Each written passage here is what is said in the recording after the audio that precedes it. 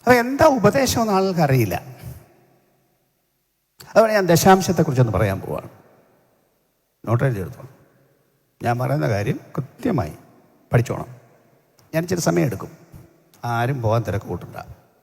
അതുകൊണ്ട് ഇവിടുത്തെ ഈ ടൈമർ ഒന്നും ആരും നോക്കണ്ട. ഇന്നിച്ചിരി കാര്യം പറഞ്ഞിട്ടേ വിടുന്നുള്ളൂ. നിങ്ങളെല്ലാം കൂടെ എനിക്ക് കിട്ടില്ലല്ലോ. അല്ലാതെ ഞാൻ ഒരു കൊച്ചി യോഗത്തിന് പറഞ്ഞാൽ കാര്യങ്ങൾ അറിയില്ലേ. പ്രധാനപ്പെട്ട ആളുകളുടെ ചിന്ത ദശാംശം എന്ന ഉപദേശം പഴയ നിയമ ഉപദേശമാണ് എന്നാണ് പാസ്റ്റർമാർ ഉൾപ്പെടെ അനേകരും ധരിച്ചു വച്ചിരിക്കുന്നത്. ഇത് വാസ്തവത്തിൽ പ്രധാനമായി കേരളത്തിലെ ഒരു പ്രശ്നമാണ്, ഇന്ത്യയിലെ ഒരു പ്രശ്നമാണ്. അമേരിക്കക്കാരന് ഈ പ്രശ്നമില്ല. അമേരിക്കക്കാരൻ ദശാംശം കൊടുക്കുന്നവരാണ്, നല്ലപോലെ ദശാംശം കൊടുക്കുന്നവരാണ്.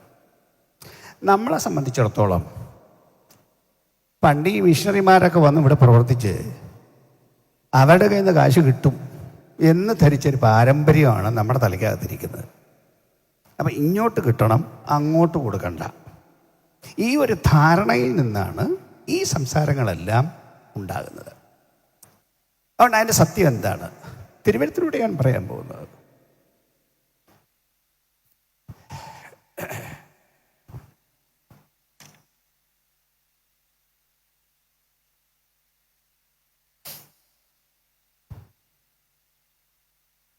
അങ്ങനെ പ്രധാനമായിട്ടും പറയുന്നത് പഴയ നിയമം മാറിപ്പോയി എന്നാണ് ഇവരുടെ ഉപദേശം. പൗലോസ് അപ്പോസ്തലൻ്റെ ലേഖനങ്ങളിൽ ചില വേദഭാഗങ്ങളിൽ അങ്ങനെ പറഞ്ഞിട്ടുള്ള വേദഭാഗങ്ങളുടെ വെളിച്ചത്തിലാണ് ഇവരിങ്ങനെ പറയുന്നത്. ആ വേദഭാഗങ്ങൾ പ്രധാനമായും ഗലാത്യ ലേഖനം, റോമാലേഖനത്തിലെ ചില ഭാഗങ്ങൾ, ഇവിടങ്ങളിലാണ് ഈ പഴയ നിയമം മാറിപ്പോയി എന്ന് പറയുന്നത്. എബ്രായ ലേഖനത്തിലുമുണ്ട്. ആ വാക്യങ്ങളെല്ലാം ഞാൻ എടുക്കുന്നില്ല, വലിയ ലേഖനങ്ങളല്ലല്ലോ, സൂക്ഷ്മമായി പരിശോധിച്ച് നോക്കൂ. പഴയ നിയമം മാറിപ്പോയി എങ്കിൽ, ഞാൻ ആർഗ്യുമെന്റിന് വേണ്ടി പറയാണ്, പഴയ നിയമം മാറിപ്പോയെങ്കിൽ ഞാൻ ചോദിക്കുന്നത്, ഇന്നത്തെ ക്രിസ്തീയ പ്രസംഗികൾ പ്രസംഗിക്കുന്നത് പ്രധാനമായും പഴയ നിയമത്തിൽ നിന്നോ പുതിയ നിയമത്തിൽ നിന്നോ? ഏറ്റവും കൂടുതൽ പ്രസംഗവും പഴയ നിയമത്തിൽ നിന്നല്ലേ? പുതിയ നിയമത്തിൽ നിന്നൊരു വാക്യം എടുത്താലും പ്രസംഗത്തിന് എവിടെ പോവും? എല്ലാം പഴയ നിയമം. സാക്ഷി പറയുന്ന നിങ്ങൾ പറയുന്ന മിക്ക വാക്യങ്ങളും സങ്കീർത്തനത്തിൽ നിന്നല്ലേ? പഴയ നിയമമല്ലേ? നിങ്ങൾ ഭക്തന്മാരുടെ സംഖ്യ നിരത്തുന്നതെല്ലാം പഴയ നിയമത്തിൽ നിന്നല്ലേ? മാറിപ്പോയില്ലേ? പിന്നെ നിങ്ങൾ ഇതെടുത്ത് പഴയ നിയമം മാറിപ്പോയെങ്കിൽ പഴയ നിയമത്തിൻ്റെ കാതലായ ഭാഗം, ദ സെൻട്രൽ ട്രൂത്ത്, 10 കൽപ്പനയാണ്. അവിടാണല്ലോ പഴയ നിയമം ശരിക്കും തുടങ്ങുന്നത്. ദൈവം എഴുതി കൊടുത്ത 10 കൽപ്പന. അങ്ങനെങ്കിൽ 10 കൽപ്പന മാറിപ്പോയിരിക്കണം. മാറിയെങ്കിൽ 10 കൽപ്പന മാറിപ്പോയിരിക്കണം. ഞാനല്ലാതെ അന്യ ദൈവങ്ങൾ നിനക്കുണ്ടാകരുത്. നിയമം മാറി ഇന്ന് വേറെ ദൈവത്തെ സേവിക്കാൻ നിയമമുണ്ടോ? ഉണ്ടോ ഇല്ലയോ? ഒരാൾക്ക് നാക്കില്ലയോ? വേറെ ദൈവത്തെ സേവിക്കാമോ? ഇന്ന് ഒരുമാതിരി സ്തംഭിച്ചിരിക്കുന്നു. ശ്വാസമൊക്കെ നേരെ വീഴട്ടെ. പക്ഷെ നല്ല കാര്യം ഞാൻ പറയാൻ പോകുന്നു. അപ്പനെയും അമ്മയും ബഹുമാനിക്കുക, പഴയ നിയമം. പുതിയ നിയമത്തിൽ വേണ്ട. 10 കൽപ്പനയും എടുക്കൂ. ഏതാണ് മാറിപ്പോയത്? ഒന്നും മാറിപ്പോയിട്ടില്ല. ശബത്ത് മാറിപ്പോയെന്ന് പറഞ്ഞേക്കാം. അത് ശബത്ത് എന്താണെന്ന് ശരിക്കും മനസ്സിലാക്കാത്തതുകൊണ്ടുള്ള പ്രശ്നമാണ്. ശബത്തിനെ കുറിച്ച് ആളുകൾ ധാരണ എന്താണെന്നറിയോ? ശബത്ത് സ്വസ്ഥമായിട്ട് വിശ്രമിക്കാനുള്ള ദിവസമാണെന്നാണ് ആളുകളുടെ ധാരണ. ലേവ്യ പുസ്തകം 23 അധ്യായം വായിച്ചു നോക്കണം. സ്വസ്ഥമായിരുന്നു വിശ്രമിക്കാനുള്ള അല്ല ശബത്ത്. നിങ്ങൾ ആചരിക്കേണ്ട ഉത്സവങ്ങൾ, ഒന്നാമത്തെ ഉത്സവത്തിൻ്റെ പേരാണ് ശബത്ത്. വീട്ടിൽ ചെന്ന് വായിച്ചു നോക്കണമെന്നേ. ലേവ്യ 23 അധ്യായം. ഉത്സവമാണ്, പെരുന്നാളാണ് ശബത്ത്. അർത്ഥം ഇതാണ്: ഒരു ദിവസം കൈയും കാലും അടക്കിയിരുന്ന് ദൈവത്തെ ആരാധിക്കണം. 6 ദിവസം ഇഷ്ടം പോലെ പ്രവർത്തിക്കാൻ ആരോഗ്യവും ബലവും എല്ലാം തന്നില്ലേ? ഒരു ദിവസം ജോലിക്ക് പോകാതെ അവിടെ ഓടാതെ ഇവിടെ ഓടാതെ അടങ്ങിയിരുന്ന് ദൈവത്തെ സേവിക്കണം. അതിനുണ്ടാക്കിയതാണ് ശബത്ത്. ശനിയാഴ്ച മാറി ഞായറാഴ്ച ആയെന്നേ ഉള്ളൂ. അന്നേ ദിവസമല്ല എല്ലാം കൂടെ നല്ല പോലെ അങ്ങോട്ട് വെച്ച് വിളമ്പി തിന്നേണ്ടത്, താമസിച്ചെഴുന്നേക്കേണ്ടത്. അത് ആ ദിവസമല്ല, അത് ആരാധിക്കാനുള്ള ദിവസമാണ്. ഇനി പൗരസഭസ്ഥല വാക്കുകൾ അങ്ങനെ ഇരിക്കട്ടെ. യേശു പറഞ്ഞത് എന്താണ് എന്നൊന്ന് നോക്കാമോ? മത്തായി സുവിശേഷം 5-ാം അധ്യായം അതിൻ്റെ 17-ാം വാക്യം, അതിൻ്റെ 18-ാം വാക്യം. മത്തായി 5:17-18. ഞാൻ ന്യായപ്രമാണത്തെയോ പ്രവാചകന്മാരെയോ നീക്കേണ്ടതിന് വന്നു എന്ന് നിരൂപിക്കരുത്. നീക്കുവാനല്ല, നിവർത്തിപ്പാനത്രേ ഞാൻ വന്നത്. സത്യമായിട്ട് ഞാൻ നിങ്ങളോട് പറയുന്നു, ആകാശവും ഭൂമിയും ഒഴിഞ്ഞു പോകും വരെ സകലവും നിവർത്തിയാകുവോളം ന്യായപ്രമാണത്തിൽ നിന്ന് ഒരു വള്ളിയെങ്കിലും പുള്ളിയെങ്കിലും ഒരു നാളും ഒഴിഞ്ഞു പോകുകയില്ല. യേശുവിൻ്റെ വാക്ക്. വചനത്തിൻ്റെ ആധികാരികത ആത്യന്തികമായി യേശുവിൻ്റെ പക്കലാണ്. യേശുവാണ് വചനം. യേശു പറഞ്ഞതിനപ്പുറം ഒരു വചനം പറയാനുള്ള അധികാരം ആർക്കുമില്ല. യേശു പറഞ്ഞത് ഫൈനലാണ്. യേശു പറയുന്നു, ഞാൻ ന്യായപ്രമാണത്തെയോ പ്രവാചകന്മാരെയോ നീക്കേണ്ടതിന് വന്നു എന്ന് നിരൂപിക്കരുത്. എന്താണ് ന്യായപ്രമാണവും പ്രവാചകന്മാരും? വചനം പഠിച്ച ആളുകളാണല്ലോ നിങ്ങളൊക്കെ. മുഴുവൻ പഴയ നിയമത്തിനും പറയുന്ന പ്രയോഗമല്ലേ ന്യായപ്രമാണവും പ്രവാചകന്മാർ. ന്യായപ്രമാണം എന്ന് പറഞ്ഞാൽ ആദ്യത്തെ 5 പുസ്തകം. പ്രവാചക ഗ്രന്ഥം വെച്ചാൽ പ്രവാചകന്മാരെഴുതിയതാണ് ബാക്കി ഗ്രന്ഥങ്ങളെല്ലാം. അപ്പം അങ്ങനെയുള്ള ന്യായപ്രമാണത്തെയോ പ്രവാചകന്മാർ വെച്ചാൽ മുഴുവൻ പഴയ പോകും. അതിനെ നീക്കേണ്ടതിന് വന്നു എന്ന് നിരൂപിക്കരുത്. ഞാൻ എന്തിനു വന്നു? നീക്കുവാൻ അല്ല, നിവർത്തിപ്പാൻ അത്രേ വന്നത്. ബാക്കി ആകാശവും ഭൂമിയും ഒഴിഞ്ഞു പോകും വരെ സകലവും നിവർത്തിയാവുവോളം ന്യായപ്രമാണത്തിൽ നിന്നൊരു വള്ളിയെങ്കിലും പുള്ളിയെങ്കിലും ഒഴിഞ്ഞു പോയില്ല. ഇതാണ് യേശു പഠിപ്പിച്ചത്. ന്യായപ്രമാണത്തിൽ നിന്ന് വള്ളിയെങ്കിലും പുള്ളിയെങ്കിലും ഒഴിഞ്ഞു പോവില്ല. എപ്പോൾ വരെ? സകലവും നിവർത്തിയാവുവോളം. അപ്പം നീക്കാൻ വന്നില്ല, നിവർത്തിപ്പാനാണ് വന്നത്. നിങ്ങളെന്താണ് ദൈവത്തിൻ്റെ സ്വഭാവത്തെക്കുറിച്ച് മനസ്സിലാക്കുന്നത്? ദൈവം ഇപ്പോൾ ഒന്ന് പറയുന്നു, കുറച്ച് കഴിയുമ്പോൾ വെച്ചാൽ അങ്ങനല്ല ഇങ്ങനെയൊന്ന് പറയും എന്ന് പറയാൻ ദൈവത്തിന് എന്താണ് ഇപ്പോഴാണോ വിവരം ഉണ്ടായത്? കാര്യമൊക്കെ ഇപ്പോഴേ ദൈവത്തിന് ഇപ്പോഴാണ് മനസ്സിലായത്. നേരത്തെ ദൈവത്തിന് അറിയത്തില്ലായിരുന്നു. അതുകൊണ്ട് ദൈവം വാക്ക് മാറ്റിയെന്നോ? എന്താണ് ഈ പഴയ നിയമം പുതിയ നിയമം എന്ന് പറയുന്നതിൻ്റെ അർത്ഥം ഒന്ന് വിശകലനം ചെയ്ത് പഠിക്കാൻ മനസ്സുണ്ടോ? ദൈവം അങ്ങനെ മനസ്സ് മാറുന്ന ആളാണോ? സ്വഭാവം മാറുന്ന ആളാണോ? അല്ല. ദൈവവചനത്തെ തത്വം മനസ്സിലാക്കണം. ദൈവവചനം മൊത്തം വിശ്വാസ്യമായ ദൈവവചനമാണ്. പഴയ നിയമം ദൈവവിശ്വാസിയാണ്, പുതിയ നിയമവും ദൈവവിശ്വാസിയാണ്. എന്നാൽ വെളിപ്പാട് പുരോഗമനപരമായ വെളിപ്പാടാണ്. പ്രോഗ്രസീവ് റെവലേഷൻ എന്ന് പറയും. എന്ന് പറഞ്ഞാൽ വെളിപ്പാടെല്ലാം കൂടെ ഒന്നിച്ചു കൊടുത്തതല്ല. മോശയ്ക്ക് എല്ലാം പറഞ്ഞു കൊടുത്തോ? ഇല്ല. എന്നാലും പല ഘട്ടങ്ങളിലായി മോശയ്ക്കത് വെളിപ്പെടുത്തി കൊടുത്തു. അബ്രഹാമിന് ദൈവം വെളിപ്പാട് കൊടുത്തു. വെളിപ്പാടെല്ലാം അബ്രഹാമിന് ഒരുമിച്ച് കൊടുത്തില്ല. അത് കഴിഞ്ഞ് പിന്നെ മോശയ്ക്ക് കൊടുത്തു. മോശയ്ക്ക് കൊടുത്ത പ്രമാണം തെറ്റിച്ചത് തിരുത്താൻ പ്രവാചകന്മാരെ അയച്ചു. അവസാനം യേശു വന്നു. എബ്രായ ലേഖനം പറയുന്ന പോലെ പണ്ട്, എബ്രായ ലേഖനം 1-ാം അധ്യായം 1-2 വാക്യം അറിയില്ലേ? പണ്ട് എന്താണ് പറയൂ. പണ്ട് ദൈവം ഭാഗമായിട്ടും വിവിധമായിട്ടും പ്രവാചകന്മാർ മുഖാന്തരം അരുളി ചെയ്തിട്ട് ഈ അന്ത്യകാലത്ത് പുത്രൻ മുഖാന്തരം നമ്മോട് അരുളി ചെയ്തിരിക്കുന്നു. എല്ലാം കൂടെ ഒന്നിച്ചു പറഞ്ഞില്ല. ഒന്നിച്ചു പറഞ്ഞാൽ തലേ കയറില്ല എന്നുള്ളതുകൊണ്ട് കുറേശ്ശെ പറഞ്ഞു.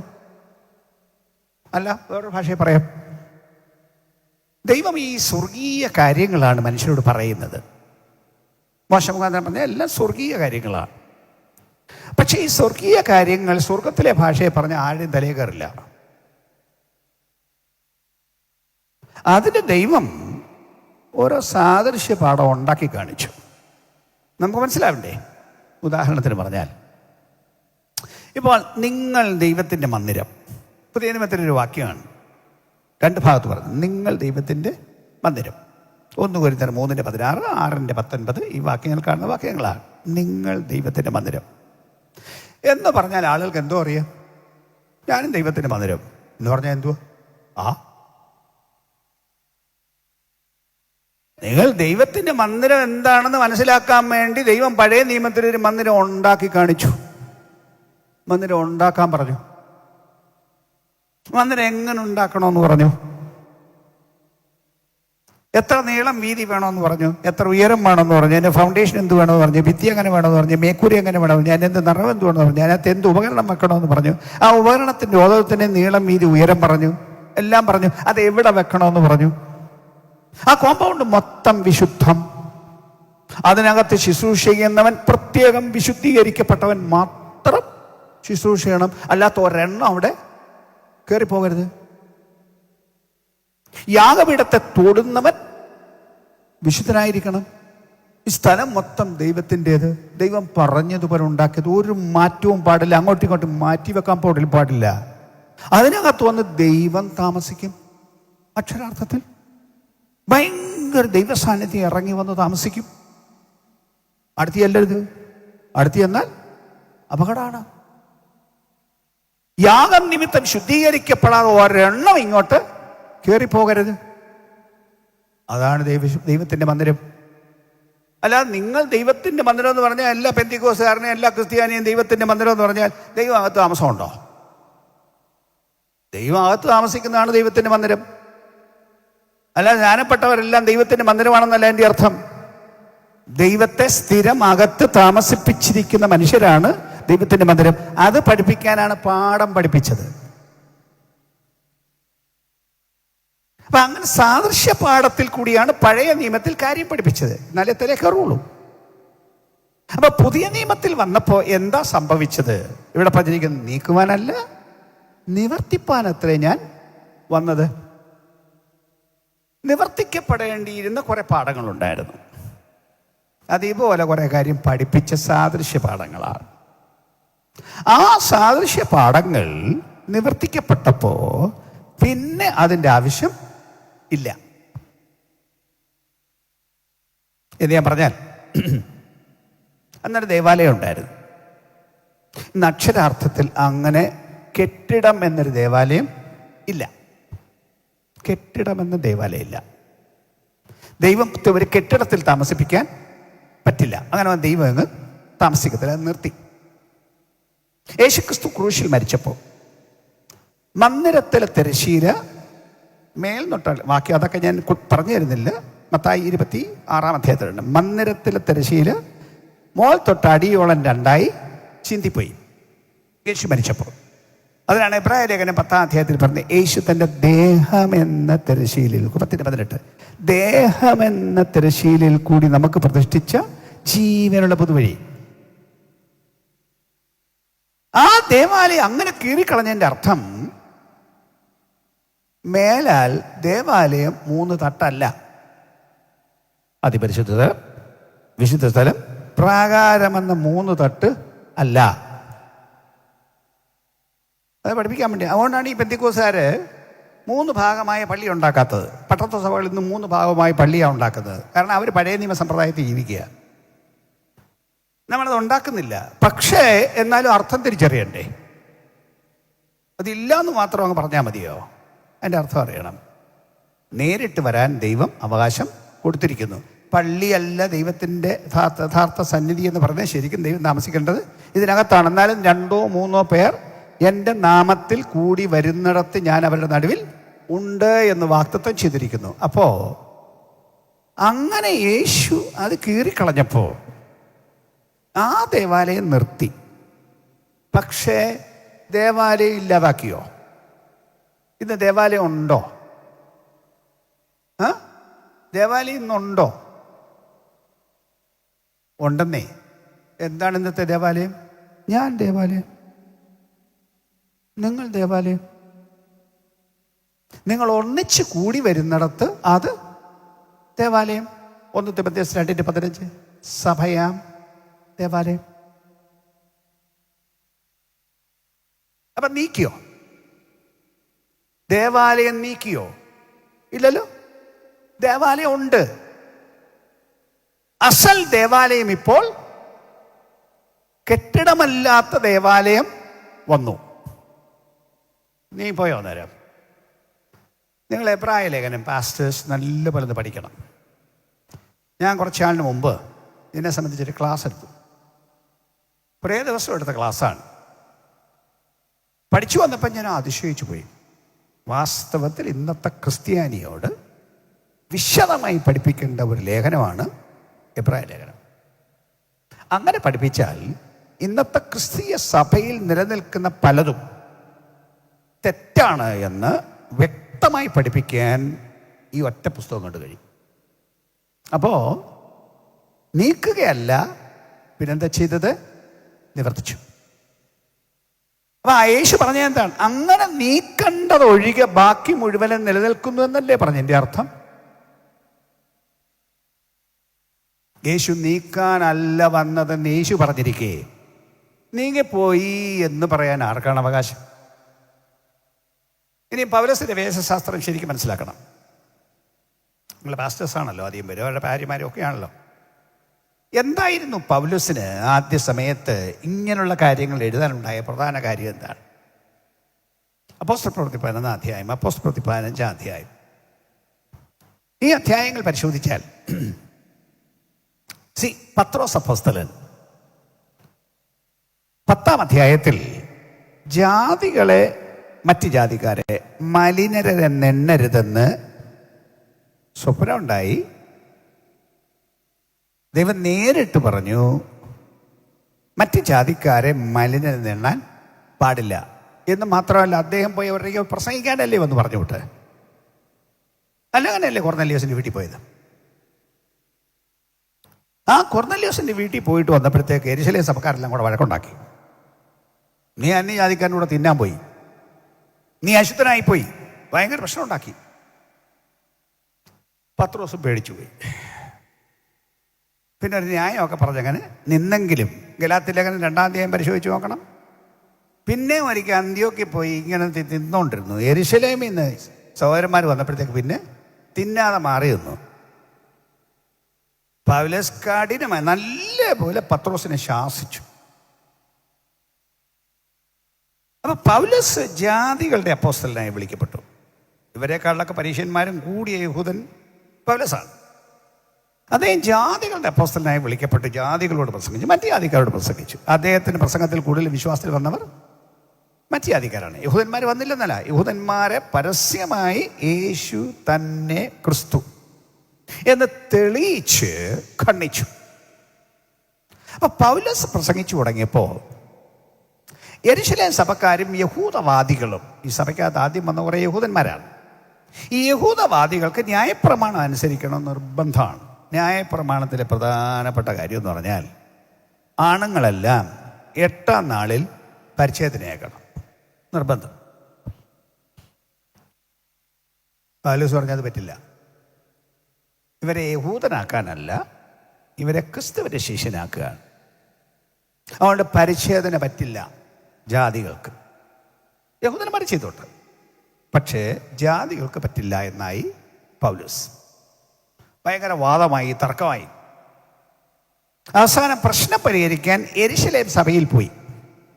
യെരുശലേം കൗൺസിൽ വിളിച്ചുകൂട്ടി. അപ്പോസ്തലപ്രവൃത്തി 15-ാം അധ്യായം. അവിടെ വെച്ച് തീരുമാനം ഉണ്ടാക്കി, ജാതികളിൽ നിന്ന് വരുന്നവർ എന്തെല്ലാം ചെയ്യണം. ആ നിയമം ഉണ്ടാക്കിയിട്ട് കാര്യം സെറ്റിൽ ചെയ്തു. അപ്പം അദ്ദേഹം എതിർത്ത കാര്യം പരിച്ഛേദനയാണ്. പരിച്ഛേദന ഏറ്റിട്ടല്ല ആളുകൾ രക്ഷിക്കപ്പെടുന്നത്. ഇതായിരുന്നു പ്രധാനപ്പെട്ട ഇഷ്യൂ. ഗലാത്യ ലേഖനം വായിച്ചു നോക്കണം, ഇതാണ് അവിടുത്തെ പ്രശ്നം. പിന്നെ പൗലോസ് പറഞ്ഞ കാര്യം, ന്യായപ്രമാണം അനുഷ്ഠിക്കുന്നത് കൊണ്ടല്ല ആരും ദൈവസന്നിധിയിൽ നീതീകരിക്കപ്പെടുന്നത്. ഗലാത്യ ലേഖനം 3-ാം അധ്യായം 20-ാം വാക്യം മുതൽ വായിച്ചു നോക്കിയാൽ, ന്യായപ്രമാണത്തിൻ്റെ പ്രവൃത്തികളാൽ ആരും നീതീകരിക്കപ്പെടില്ല എന്ന് പറഞ്ഞാൽ അർത്ഥം ഇതാണ്: വചനമെല്ലാം കൃത്യമായിട്ട് അനുസരിച്ച് പൂർത്തീകരിച്ചതിൻ്റെ പേരിൽ ദൈവം വെരി ഗുഡ്, നീ എല്ലാം നല്ല പോലെ ചെയ്തു തീർത്തിരിക്കുന്നു, അതുകൊണ്ട് നിനക്ക് രക്ഷ തരാം എന്ന് പറയാൻ പറ്റില്ല. നീതിമാൻ ആരുമില്ല, ഒരുത്തൻ പോലും ഇല്ല, എല്ലാവരും പാപം ചെയ്തു. യേശുക്രിസ്തു ക്രൂശിൽ നിവർത്തിച്ച വേലയിൽ വിശ്വസിക്കുന്നത് നിമിത്തം കൃപയാലാണ് രക്ഷ. ഇതാണ് പൗലോസ് അപ്പോസ്തലൻ പഠിപ്പിച്ച ഉപദേശം. അല്ല, പൗലോസ് ഉപദേശം വചനവിരുദ്ധം പഠിപ്പിച്ചില്ല. യേശു പറഞ്ഞതിന് വിപരീതമായി പൗലോസ് അപ്പോസ്തലൻ പഠിപ്പിച്ചില്ല. എവിടെയെങ്കിലും 2 വാക്യം എടുത്തും വെച്ച് ഉപദേശം സ്ഥാപിച്ച പോരാ. വേദപുസ്തകം മൊത്തം പരിശോധിച്ച് അതിൻ്റെ പശ്ചാത്തലത്തിൽ വേണം വചനം വ്യാഖ്യാനിക്കാൻ. അതുകൊണ്ട് ന്യായപ്രമാണത്തിൽ നിന്നൊന്നും അനുസരിക്കണ്ട എന്നാണോ പൗലോസ് പറഞ്ഞത്? അല്ല, പൗലോസ് പ്രസംഗിച്ച എവിടുന്ന? പൗലോസ് പ്രസംഗിച്ച പഴയ നിയമത്തിലല്ലേ? യേശു തന്നെ ക്രിസ്തു എന്ന യേശു പൗലോസ് എങ്ങനെ പഠിപ്പിച്ചു? തിരുവെഴുത്തുകളെ ആധാരമാക്കി പഠിപ്പിച്ചു. ഏത് തിരുവെഴുത്ത്?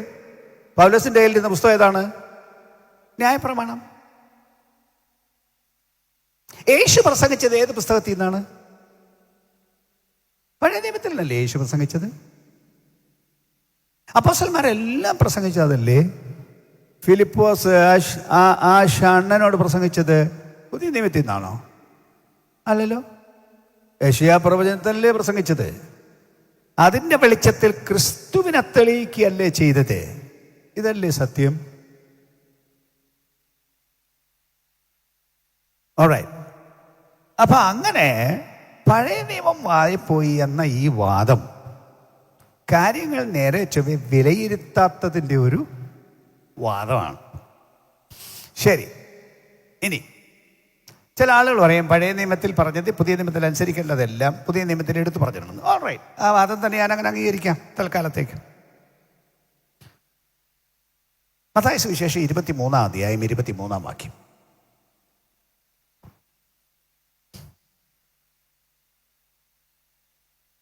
വായിക്കുന്നേ.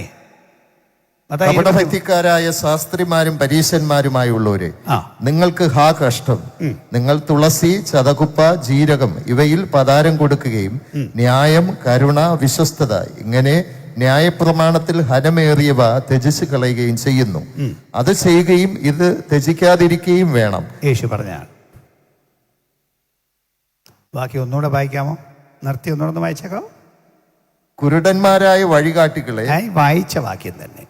കപടഭക്തിക്കാരായ ശാസ്ത്രിമാരും പരീശന്മാരുമായുള്ളവരെ, നിങ്ങൾക്ക് ഹാ കഷ്ടം! നിങ്ങൾ തുളസി, ചതകുപ്പ, ജീരകം ഇവയിൽ പതാരം കൊടുക്കുകയും ന്യായം, കരുണ. പതാരം കൊടുക്കും, നിങ്ങൾ ദശാംശം കൊടുക്കും. തുളസി, ചതകുപ്പ് എല്ലാത്തിലും. ഇപ്പൊ നമ്മുടെ ഭാഷയിൽ പറഞ്ഞാൽ കടുകിലായാലും ജീരകത്തിലായാലും അരിയിലായാലും എല്ലാത്തിലും ദശാംശം കൊടുക്കും. പിന്നെ ന്യായം, കരുണ, വിശ്വസ്തത ഇങ്ങനെ ന്യായപ്രമാണത്തിൽ ഹനമേറിയവ ത്യജിച്ച് കളയാതിരിക്കുകയും ചെയ്യുന്നു. ആന്തരിക സ്വഭാവം അത് ഹനമേറിയതാണ്. അത് ത്യജിച്ച് കളയുകയും ചെയ്യുന്നു. നിങ്ങളിത് ചെയ്യും, ആന്തരിക ഗുണം നിങ്ങൾക്കില്ല. യേശു എന്ത് പറഞ്ഞു? കുരുടന്മാരായ വഴികാട്ടികളെ. ഇതിന്റെ ബാക്കി പറയുന്നേ, അത് ചെയ്യുകയും ഇത് ത്യജിക്കാതിരിക്കുകയും വേണം. അപ്പൊ എന്തോ ചെയ്യണമെന്ന്? ദശാംശം കൊടുക്കുകയും ആന്തരിക ഗുണങ്ങൾ ത്യജിക്കാതിരിക്കുകയും വേണം. ദശാംശം കൊടുക്കണ്ടെന്നാണോ യേശു പറഞ്ഞത്? ഒറ്റ വാക്കിൽ ആ വാക്യത്തെ ഉറപ്പിച്ച് ആ ഉപദേശത്തെ യേശു സ്ഥാപിച്ചിരിക്കുകയാണ്. യേശു പഠിപ്പിച്ച ഉപദേശമാണത്. അതുകൊണ്ട് ആ വാക്യത്തിൽ ദശാംശം കൊടുക്കുന്ന അപ്രധാനമാണെന്നാണോ പറഞ്ഞത്? അല്ല, അതൊരു ബാഹ്യ കാര്യമാണത്, ചെയ്യണം. പക്ഷെ ആന്തരിക ഗുണമില്ലാതെ ഇത് മാത്രം ചെയ്തിട്ട് കാര്യമില്ല. രണ്ടും വേണം. ഒന്നും ഒഴിവാക്കാൻ പറഞ്ഞില്ല, രണ്ടും വേണം എന്നാണ് യേശു പഠിപ്പിച്ച കാര്യം. ഒത്തിരി നേരം നീട്ടി പറയാൻ ഓരോന്നോരോന്ന് തെളിയിച്ച് എനിക്ക് പറയാൻ പറ്റും. അതുകൊണ്ട് ശരിക്കും പറഞ്ഞാൽ പഴയ നിയമത്തിൽ ഒന്നും മാറിപ്പോയിട്ടില്ല. അങ്ങനെ തന്നെ ഞാൻ പറയും. ഞാൻ പറഞ്ഞില്ല, ദേവാലയം മാറിപ്പോയില്ല, പകരം വേറെ അക്ഷരിക ദേവാലയം മാറി, ആത്മിക ദേവാലയം ഉണ്ടായി. പഴയ നിയമത്തിലെ യാഗം നിന്നുപോയി, പക്ഷേ യാഗം ഇന്നുണ്ടോ? യേശുവിൻ്റെ അസൽ യാഗം അത് നിവൃത്തിയായി. ഇന്ന് നമുക്ക് യാഗം ഉണ്ടോ? നമ്മൾ യാഗം കഴിക്കണോ? ചിന്തിക്കുന്നേ. നമുക്ക് യാഗം ഉണ്ടോ? എന്താണ് നമ്മുടെ യാഗം? നിങ്ങളുടെ ശരീരങ്ങളെ. റോമർ 12:1-2 വാക്യം. നിങ്ങളുടെ ശരീരങ്ങളെ ജീവനും വിശുദ്ധിയും ദൈവത്തിന് പ്രസാദമുള്ള യാഗമായി സമർപ്പിക്കുവീൻ. അപ്പൊ നമുക്ക് യാഗമുണ്ടോ? ഉണ്ട്. പിന്നെ ഇന്നത്തെ പാട്ടുകാർ പറയും സ്തോത്രമല്ലാതെ ഒന്നും ഇല്ലപ്പ, അത്രേ തരത്തുള്ളൂ. എന്തോ അങ്ങനെ ഒരു പാട്ടുണ്ടായിപ്പോയി. സ്തോത്രം കൊണ്ട് മാത്രം ദൈവം തൃപ്തിപ്പെടില്ല. നിങ്ങളെ തന്നെ കൊടുക്കണം. നിങ്ങളെ കൊടുത്താൽ നിങ്ങൾക്കുള്ളതിനെയും കൊടുക്കണം, നിങ്ങളുടെ മക്കളെയും കൊടുക്കണം. അല്ല സ്തോത്രം നിന്നും വെച്ചപ്പ ആ കാര്യം നോക്കിക്കോ എന്ന് പറയുന്നത് ആ പാട്ട് തന്നെ അത്ര ശരിയാണെന്ന് എനിക്ക് തോന്നുന്നില്ല.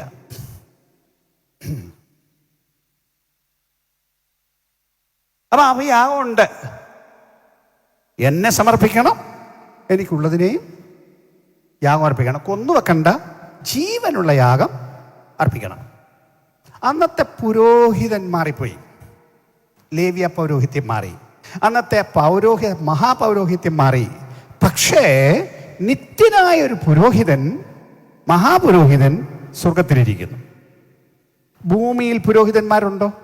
ഉണ്ട്. നിങ്ങളെ ദൈവത്തിൻ്റെ രാജ്യവും പുരോഹിതന്മാരുമാക്കി തീർത്തിരിക്കുന്നു. അതേ പറഞ്ഞ എബ്രായ ലേഖനം സൂക്ഷ്മമായി പഠിക്കൂ. വ്യക്തമായി പറയുന്ന കാര്യം, ഒന്നും നീങ്ങിയതല്ല, സകലവും നിവർത്തിക്കപ്പെട്ടു. ആയിക്കോട്ടെ. ഇനിയും മറ്റൊന്ന്, ഞാൻ ഈ പറഞ്ഞതുപോലെ യേശു ഈ കാര്യം തെളിയിച്ച് ഉപദേശിക്കാൻ. ഇനിയും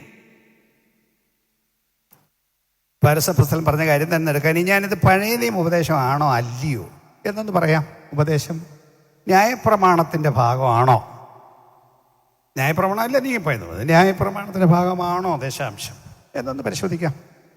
ഉൽപ്പത്തി പുസ്തകം 14-ാം അധ്യായം അതിന് 17 മുതൽ 20 വരെയുള്ള വാക്യങ്ങൾ പരിശോധിച്ചാൽ, അബ്രഹാം ദശാംശം കൊടുത്തു.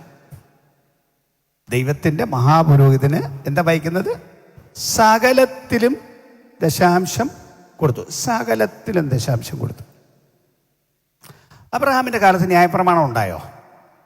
ഇല്ലല്ലോ. ന്യായപ്രമാണത്തിന് മുമ്പ് ജീവിച്ച ആളല്ലേ അബ്രഹാം? അപ്പൊ അബ്രഹാം സകലത്തിലും ദശാംശം കൊടുത്തെങ്കിൽ ന്യായപ്രമാണത്തിന് മുമ്പുള്ളൊരു സംവിധാനമാണല്ലോ ഇത്. അവിടെയല്ലേ വിശ്വാസികളുടെ തുടക്കം? അന്നേ ഉള്ളതാണ് ദശാംശം. ഉൽപ്പത്തി പുസ്തകം 28-ാം അധ്യായം 16 മുതൽ 22 വരെയുള്ള വാക്യങ്ങൾ വായിച്ചാൽ, യാക്കോബ് സ്വപ്നം കാണുന്ന കാര്യമാണല്ലോ, ദർശനം കാണുന്ന കാര്യമാണല്ലോ. ഉൽപ്പത്തി 28-ാം അധ്യായം ദൂതനുമായിട്ടുള്ള ആ ദർശനവും സ്വർഗത്തോളം എത്തുന്ന കോവണിയും ഒക്കെ കാണുന്ന കാര്യമാണ്. അപ്പം ആ ദൂതനും ആ കോവണിയെല്ലാം കണ്ടുപിടിച്ച് അവസാനം എന്താ പറയുന്നത്? 22-ാം വാക്യം ഒന്ന് വായിച്ചോളൂ. ഞാൻ തൂണായി നിർത്തിയ ഈ കല്ല് ദൈവത്തിന്റെ ആലയവും ആകും. നീ എനിക്ക് തരുന്ന സകലത്തിലും ഞാൻ നിനക്ക് ദശാംശം തരും. നീ എനിക്ക് തരുന്ന സകലത്തിലും ഞാൻ നിനക്ക് ദശാംശം തരും. യാക്കോബിന്റെ കാലത്ത് ന്യായപ്രമാണം ഇല്ലല്ലോ. ന്യായപ്രമാണം പിന്നല്ലേ മോശയുടെ കാലത്തല്ലേ ഉണ്ടായത്. അപ്പം അതിൻ്റെ അർത്ഥം ഇതൊരു ന്യായപ്രമാണത്തിൻ്റെ തത്വമല്ല, ഇതൊരു നിത്യമായ തത്വമാണ്. രാജാവിനെ വേണമെന്ന് പറഞ്ഞപ്പോൾ അഡീഷണലി ദൈവം പറഞ്ഞു, നിങ്ങൾ രാജാവിനെ വെച്ചാൽ രാജാവ് വേറൊരു 10% കൂടി നിങ്ങളുടെ നിന്ന് വാങ്ങിക്കും. അത് ഇതിൻ്റെ അല്ല, അത് വേറെ.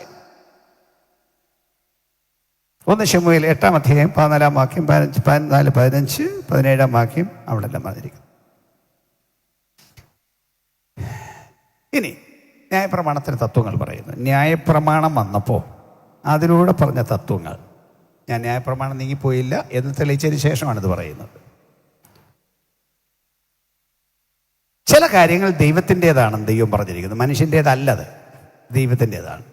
എന്തൊക്കെയാണ്? ലേവ്യ പുസ്തകം 27-ാം അധ്യായം 30-ാം വാക്യം 32-ാം വാക്യം. ലേവ്യ 27:30. നിലത്തിലെ വിത്തിലും വൃക്ഷത്തിന്റെ ഫലത്തിലും ദേശത്തിലെ ദശാംശമൊക്കെയും യഹോവയ്ക്കുള്ളതാകുന്നു. യഹോവയ്ക്കുള്ളതാകുന്നു. അത് യഹോവയ്ക്ക് വിശുദ്ധം. അത് യഹോവയുടേതാണ്. ആരെങ്കിലും ദശാംശം എന്ന് പറഞ്ഞാൽ ചിലർ വിചാരിക്കുന്ന പള്ളി കൊണ്ടുവരുന്ന എന്തിൻ്റെ സാധനത്തിൻ്റെ പേര് ദശാംശം എന്നാണ്. ചിലപ്പോൾ പാസ്വേഡ് പിണങ്ങി കഴിയുമ്പോൾ 5000 രൂപ കൊടുത്തുകൊണ്ട് 100 രൂപ കൊണ്ട് കൊടുത്തു പിന്നെ ദശാംശം എന്ന് പറയും. അതിൻ്റെ പേര് ദശാംശം എന്നല്ല. ദശാംശം എന്ന് പറഞ്ഞാൽ ആ വാക്കിൻ്റെ അർത്ഥം അറിയില്ലേ? 10ൽ 1, 100ൽ 10, 1000ൽ 100, 10,000ൽ 1000, അങ്ങനെ പോകണം. ആ ദശാംശം ഒക്കെയും ദൈവത്തിനുള്ളത്. അത് ദൈവത്തിന് വിശുദ്ധം. ദൈവത്തിന് വിശുദ്ധം എന്ന് പറഞ്ഞാൽ മാറ്റി വെച്ചേക്കണം, തൊട്ടേക്കരുത്. അതാണ് ദൈവത്തിന് വിശുദ്ധം എന്ന് പറഞ്ഞാൽ തന്നെ സെപ്പറേറ്റഡ്, പ്രത്യേകം മാറ്റി വെക്കേണ്ടതാണ്. പുറപ്പാട് 13:12-13 വാക്യങ്ങളിൽ അടുത്ത കാര്യം പറയും. എല്ലാം വാക്യം വായിക്കാൻ നേരമില്ല, പിന്നെ പോയി വായിച്ചോളൂ. മൃഗത്തിൻ്റെ ആദ്യഫലവും ദൈവത്തിന് വിശുദ്ധം. കന്നാലികളുടെ, ആടുകളുടെ, എല്ലാത്തിനും മൃഗത്തിൻ്റെ ആദ്യഫലം ദൈവത്തിൻ്റെതാണ്, മാറ്റി വെച്ചോണം. സംഖ്യ 3:13, 8:17, വീട്ടിൽ മക്കളിൽ ആദ്യജാതൻ ദൈവത്തിന് വിശുദ്ധം.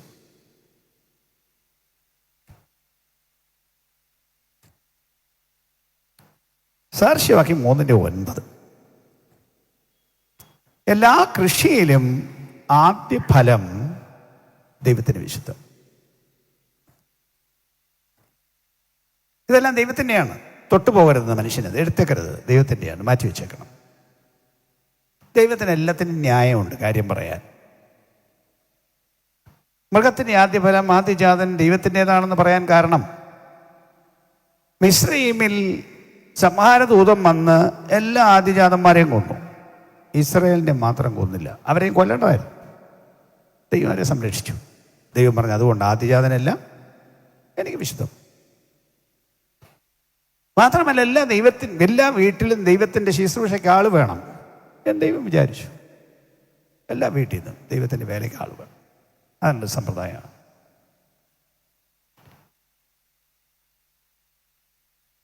ഇനി ദശാംശം എന്ന് പറഞ്ഞ വാസ്തവത്തിൽ എന്താ? മനുഷ്യൻ്റെ ഭാഷയ്ക്ക്, ഞാൻ ഇന്നത്തെ ഭാഷയ്ക്കൊന്ന് പറയാൻ പോവാണ്. പറഞ്ഞാൽ നമ്മളിപ്പോൾ ഈ രാജ്യത്ത് ജീവിക്കുന്നു. ഈ രാജ്യത്ത് ജീവിക്കുമ്പോൾ നിങ്ങളിവിടെ നികുതി കൊടുത്താണ് ജീവിക്കുന്നത്. എല്ലാവർക്കും നികുതി കൊടുക്കാനുള്ള വരുമാനമില്ലെന്ന് തോന്നിയേക്കാം. ഇൻകം ടാക്സ് കൊടുക്കാൻ എല്ലാവർക്കും വരുമാനമില്ലെന്ന് തോന്നിയേക്കാം. ശരിയാണ്, എല്ലാവർക്കും ഇൻകം ടാക്സ് സർക്കാർ വെച്ചിരിക്കുന്ന വരുമാനം എല്ലാവർക്കും ഇല്ലായിരിക്കാം. ഉള്ളവരും കണക്ക് കാണിക്കാതെ ഇപ്പം ചെയ്യുന്നുണ്ട്. സഭകളും ചിലത് പാസ്റ്റേഴ്സിന് ഇൻകം ടാക്സ് കൊടുക്കാനുള്ള വരുമാനം ഉണ്ടായിട്ടും അവരെ സഹായിക്കാൻ വേണ്ടി ആ കണക്ക് ചെയ്ത് എഴുതാത്ത സഭകളുമുണ്ട്. ശരിയല്ലത്. അതെ, ടാക്സ് കൊടുക്കണം ഗവൺമെൻറ്റിന്. ഈ രാജ്യത്തിൻ്റെ നിയമമാണ്, എല്ലാ രാജ്യത്തിൻ്റെയും നിയമമാണ്. ഇനി ഇൻകം ടാക്സിന് വരുമാനം ഇല്ലെന്ന് പറഞ്ഞാലും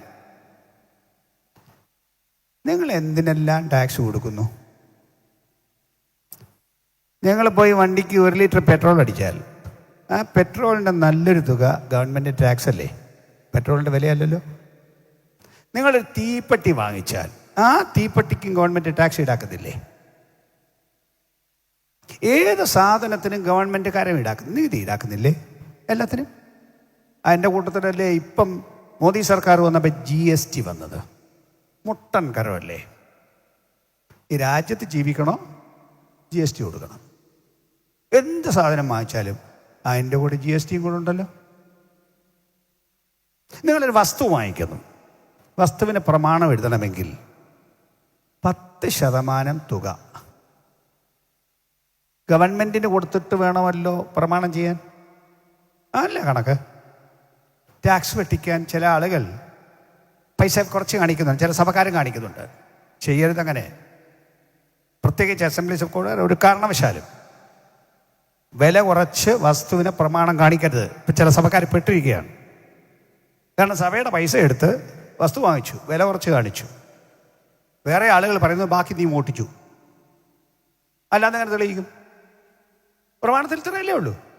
ബാക്കി കമ്മിറ്റിക്കാരെടുത്തെന്ന് പറഞ്ഞാൽ അല്ലാന്ന് തെളിയിക്കാൻ എന്താ മാർഗം? ഒരു മാർഗമില്ല. വേണ്ടാത്ത പൊല്ലാപ്പി പോയി പെടരുത്. പാസ്റ്റർമാരെ, കമ്മിറ്റിക്കാരെ, ഞാൻ പറയാണ്, പൈസ സഭയുടെ എടുത്താൽ അതിൻ്റെ കൃത്യം കണക്ക് നീതിപൂർവമായി തന്നെ വേണം. അപ്പം സർക്കാരിന് 10% കൊടുക്കണം. നിങ്ങൾ വസ്തു വാങ്ങിച്ചിട്ട് കാശ് നിങ്ങളുണ്ടാക്കിയതാണ്. പക്ഷെ അതൊന്നും പറഞ്ഞിട്ട് കാര്യമില്ല, പൈസ കൊടുത്തേ വെക്കത്തുള്ളൂ. നല്ല വീട് വെച്ചാൽ വീടിന് കരം കൊടുക്കണ്ടേ, വസ്തുവിന് കരം കൊടുക്കണ്ടേ, കച്ചവടം ചെയ്താൽ സെയിൽ ടാക്സ് കൊടുക്കണ്ടേ, എല്ലാത്തിനും ടാക്സ് കൊടുക്കണ്ടേ? അങ്ങനല്ലേ അങ്ങനല്ലേ ഈ സംവിധാനം? അങ്ങനെയാണെങ്കിൽ ദൈവം പറയുന്നു, ഈ ഭൂമി എൻ്റെ, ഇതുണ്ടാക്കിയത് ഞാൻ, നിനക്ക് ശ്വസിക്കാൻ പ്രാണവായു തന്നത് ഞാൻ. ആശുപത്രി പോയി ഒരു ദിവസം ഒന്ന് ഓക്സിജൻ കുറ്റിക്കകത്തുനിന്ന് ശ്വസിക്കണമെങ്കിൽ രൂപ എത്ര ആവും? വെന്റിലേറ്ററിൽ കയറിയ 30,000 രൂപ ഒരു ദിവസം ഈടാക്കില്ലേ ഈ പ്രാണവായുവിന്?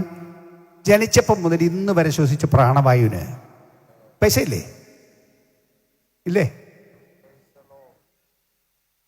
ഇതിലെ ഒരവയവത്തിന് കേട് വന്നാൽ ഇന്ന് ട്രാൻസ്പ്ലാന്റ് ചെയ്യാൻ എത്ര രൂപയാണ്? എന്തിനീ മുട്ടൊന്ന് മാറ്റി വെക്കാൻ പോയാൽ മുട്ടൻ കാശല്ലേ? ഇപ്പോൾ ഓരോ പാസ്റ്റർമാർ ഓരോ സർജറിക്ക് പോയിട്ട് 8 ലക്ഷം രൂപ, 10 ലക്ഷം രൂപ, 15 ലക്ഷം രൂപ, 25 ലക്ഷം രൂപ എന്നൊക്കെ പറയുന്നു ഓരോ ട്രാൻസ്പ്ലാന്റിന്. ഇന്ന് വരെ ഇതിനെ സുഖത്തോടെ നടത്തിയതിന് ദൈവത്തിന് ടാക്സ് ഇല്ലേ? കൊടുക്കണ്ടേ?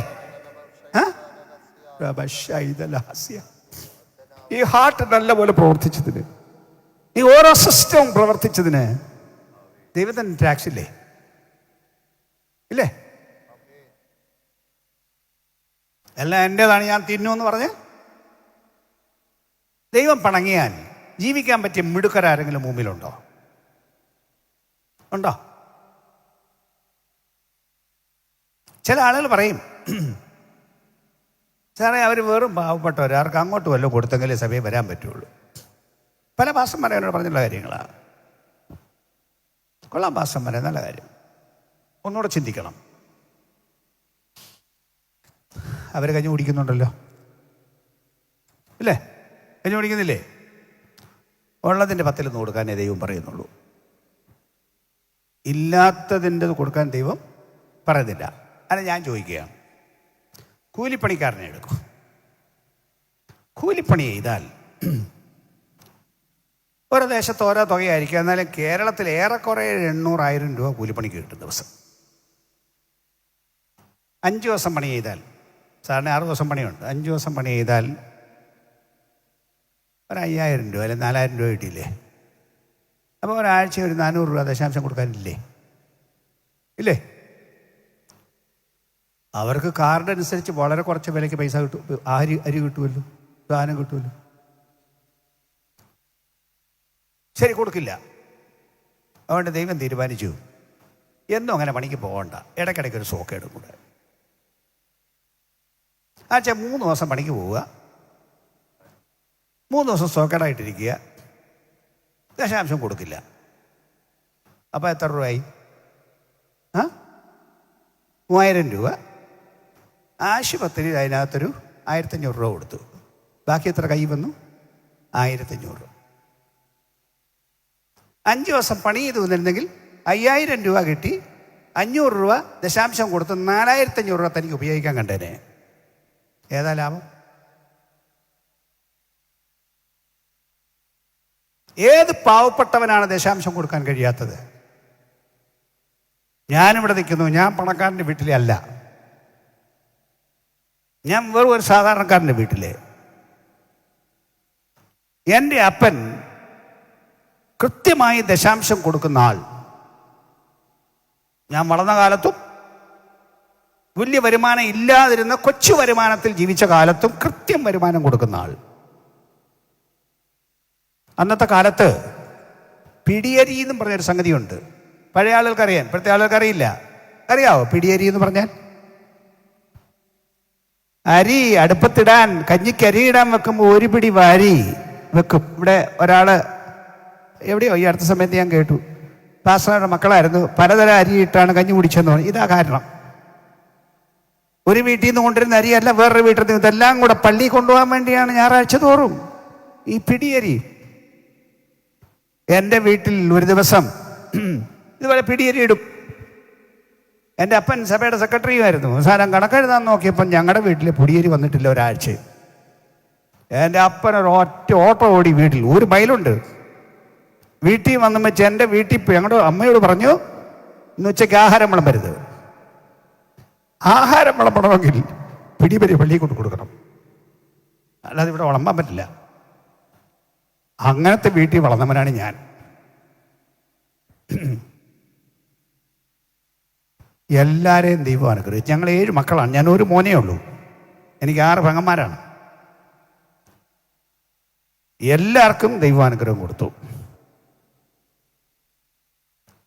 ദൈവം പറയുന്ന വാക്ക് പാലിച്ചാൽ കൃത്യം ദൈവം തൻ്റെ വാക്ക് പാലിക്കും. ആണ് ദശാംശം കൊടുക്കാൻ കഴിവില്ല എന്നൊരൊറ്റ പാവപ്പെട്ടവരും പറഞ്ഞ് നിങ്ങൾ പാസ്റ്റർമാർ അതിനെ പിന്തുണയ്ക്കരുത്. അവർക്ക് അനുഗ്രഹം ഉണ്ടാവണോ? ദൈവത്തിൻ്റെ വക എടുക്കാതിരിക്കണം. ദൈവത്തിൻ്റെ എടുത്താൽ ദൈവത്തിൻ്റെയാണ്, അതെടുത്താൽ മോഷണമാണ്, പിടിച്ചുപറിയാണ്. ടാക്സ് വെട്ടിപ്പ് വലിയ കുറ്റമാണ്. ലോകത്തിൽ വലിയ കുറ്റമാണ് ടാക്സ് വെട്ടിപ്പ്. കൊച്ചുകാരല്ല, ദൈവത്തിന് കൊടുക്കാനുള്ള ടാക്സ്, അതാണ് ദശാംശം. ഇനി ദൈവം ശുശ്രൂഷകാരെ പറയാണ്.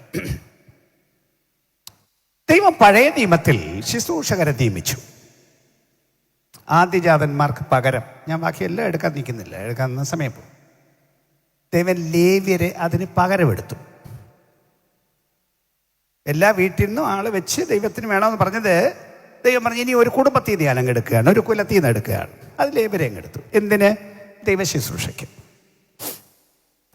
അതിൽ പ്രധാനപ്പെട്ട ആളിനായ അഹരോനെയും മക്കളെയും പുരോഹിതന്മാരായിട്ടും ബാക്കിയുള്ളവരെ പുരോഹിത ശുശ്രൂഷ സഹായികളായ ലേവ്യരായിട്ടും.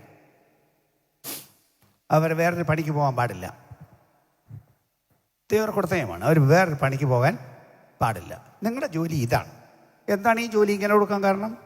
ഇത് പാവനമാണ്, വളരെ വിശുദ്ധമായിട്ട് ചെയ്യേണ്ടതാണ്. ജീവിതത്തിൽ സാധാരണ കാര്യങ്ങളിൽ ഇടപെട്ട് ചെയ്യേണ്ട കാര്യം അല്ല. ദൈവവുമായി വളരെ അടുത്ത ബന്ധത്തിൽ ജീവിച്ച് സാധാരണ കാര്യങ്ങൾക്ക് ഇടപെടാൻ പോകാതെ ജീവിച്ച് ചെയ്യേണ്ട വേലയാണ് ഈ വേല. അതിനവരെ വേറെ ഇങ്ങെടുത്തു. അവർക്ക് വേറെ ജോലിയില്ല. ബാക്കിയുള്ളവരെ പോലെ അവർ കന്നാലി വളർത്തി കൃഷി ചെയ്ത് ജീവിക്കേണ്ടവർ അല്ല. അവർ ദൈവശുശ്രൂഷക്കാരാണ്. അങ്ങനെ ദൈവശുശ്രൂഷക്കാരായി അവരെ എടുത്തപ്പോൾ അവരെങ്ങനെ ഉപജീവിക്കണമെന്ന് ദൈവം നിയമം ഉണ്ടാക്കി, ദൈവം ക്രമം ഉണ്ടാക്കി. ദൈവത്തിന് തൻ്റെ വേലയ്ക്ക് ആളെ വിളിച്ചാൽ അവർക്ക് ഉപജീവനത്തിന് വഴി ഉണ്ടാക്കി കൊടുക്കണം ദൈവത്തിനറിയില്ലേ? ഭൂമിയിൽ എല്ലാ തൊഴിലിനും അതിൻ്റെ സംവിധാനങ്ങളില്ലേ? തൊഴിൽ സംവിധാനത്തിൽ അതിൻ്റെ ശമ്പള സംവിധാനങ്ങളില്ലേ? അതുപോലെ ഇതിന് ദൈവം സംവിധാനം വെച്ചു. ദൈവത്തെ സഹായിക്കാൻ ഇന്ന് കുറേ ആളുകൾ ഇറങ്ങിയിട്ടുണ്ട്. ഞാൻ ആരുടെയും കയ്യിൽ നിന്നൊന്നും വാങ്ങിച്ച് ജീവിക്കത്തില്ല, ഞാൻ തന്നെ കാശുണ്ടാക്കി ജീവിക്കും. ദൈവത്തിന് നിങ്ങളുടെ കാശിൻ്റെ ഭയങ്കര അത്യാവശ്യം. കേൾക്കൂ മനുഷ്യരെ, ദൈവം തൻ്റെ വേലയ്ക്ക് ആളെ നിയമിച്ചപ്പോൾ അവരെങ്ങനെ ഉപജീവിക്കണമെന്ന് ദൈവം വ്യക്തമായ നിയമവും പ്രമാണവും ഉണ്ടാക്കി, കൽപ്പിച്ചു കൊടുത്തു. ഇങ്ങനെയാണ് അവർ ഉപജീവിക്കേണ്ടത്. അവരെങ്ങനെ ഉപജീവിക്കണം? ദൈവം കൊടുത്ത നിയമം.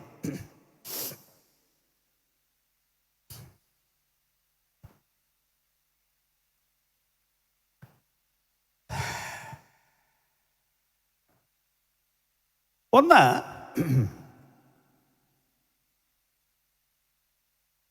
പുരോഹിതന്മാർക്ക് നടത്തുന്ന എല്ലാ യാഗത്തിൻ്റെയും പ്രധാന ഭാഗം പുരോഹിതനുള്ളതാണ്. യാഗം കഴിക്കുന്നില്ലേ? മൃഗത്തെ യാഗം കഴിക്കുന്നില്ലേ? അതിൽ ദൈവസന്നിധിയിൽ പലതും ദഹിപ്പിക്കുന്നത് ഒരൽപ്പം മേധസ് മാത്രമാണ്. ബാക്കി ഇറച്ചി മൊത്തം പുരോഹിതന്മാർക്കുള്ളത്. ചിലതേ ഉള്ളൂ മൊത്തം ദഹിപ്പിക്കുന്നത്. അപ്പം അതിൻ്റെ ഓഹരി മൊത്തം അവരുടെയാണ്. ആവർത്തന പുസ്തകം 18 അധ്യായം.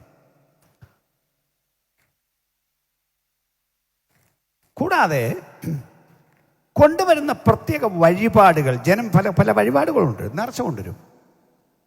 അതിൻ്റെയും ദൈവോന്മാകെ അല്പം അർപ്പിക്കും, ബാക്കി പുരോഹിതനുള്ളതാണ്. ആദ്യജാതന്മാർ ദൈവത്തിനുള്ളതാണ്. അതിനെ ലേവ്യരെ അതിന് പകരമെടുത്തപ്പോൾ ഒരു നിയമം ഉണ്ടാക്കി. ആദ്യജാതന് അധികമുണ്ടെങ്കിൽ, തുല്യ സംഖ്യമാണെങ്കിൽ ഓക്കെ, ആദ്യജാതന് അധികമാണെങ്കിൽ ഓരോരുത്തരും 5 ശേക്കൽ വീതം കൊടുത്തവരെ വീണ്ടെടുക്കണം. ആ പൈസയും പുരോഹിതന്.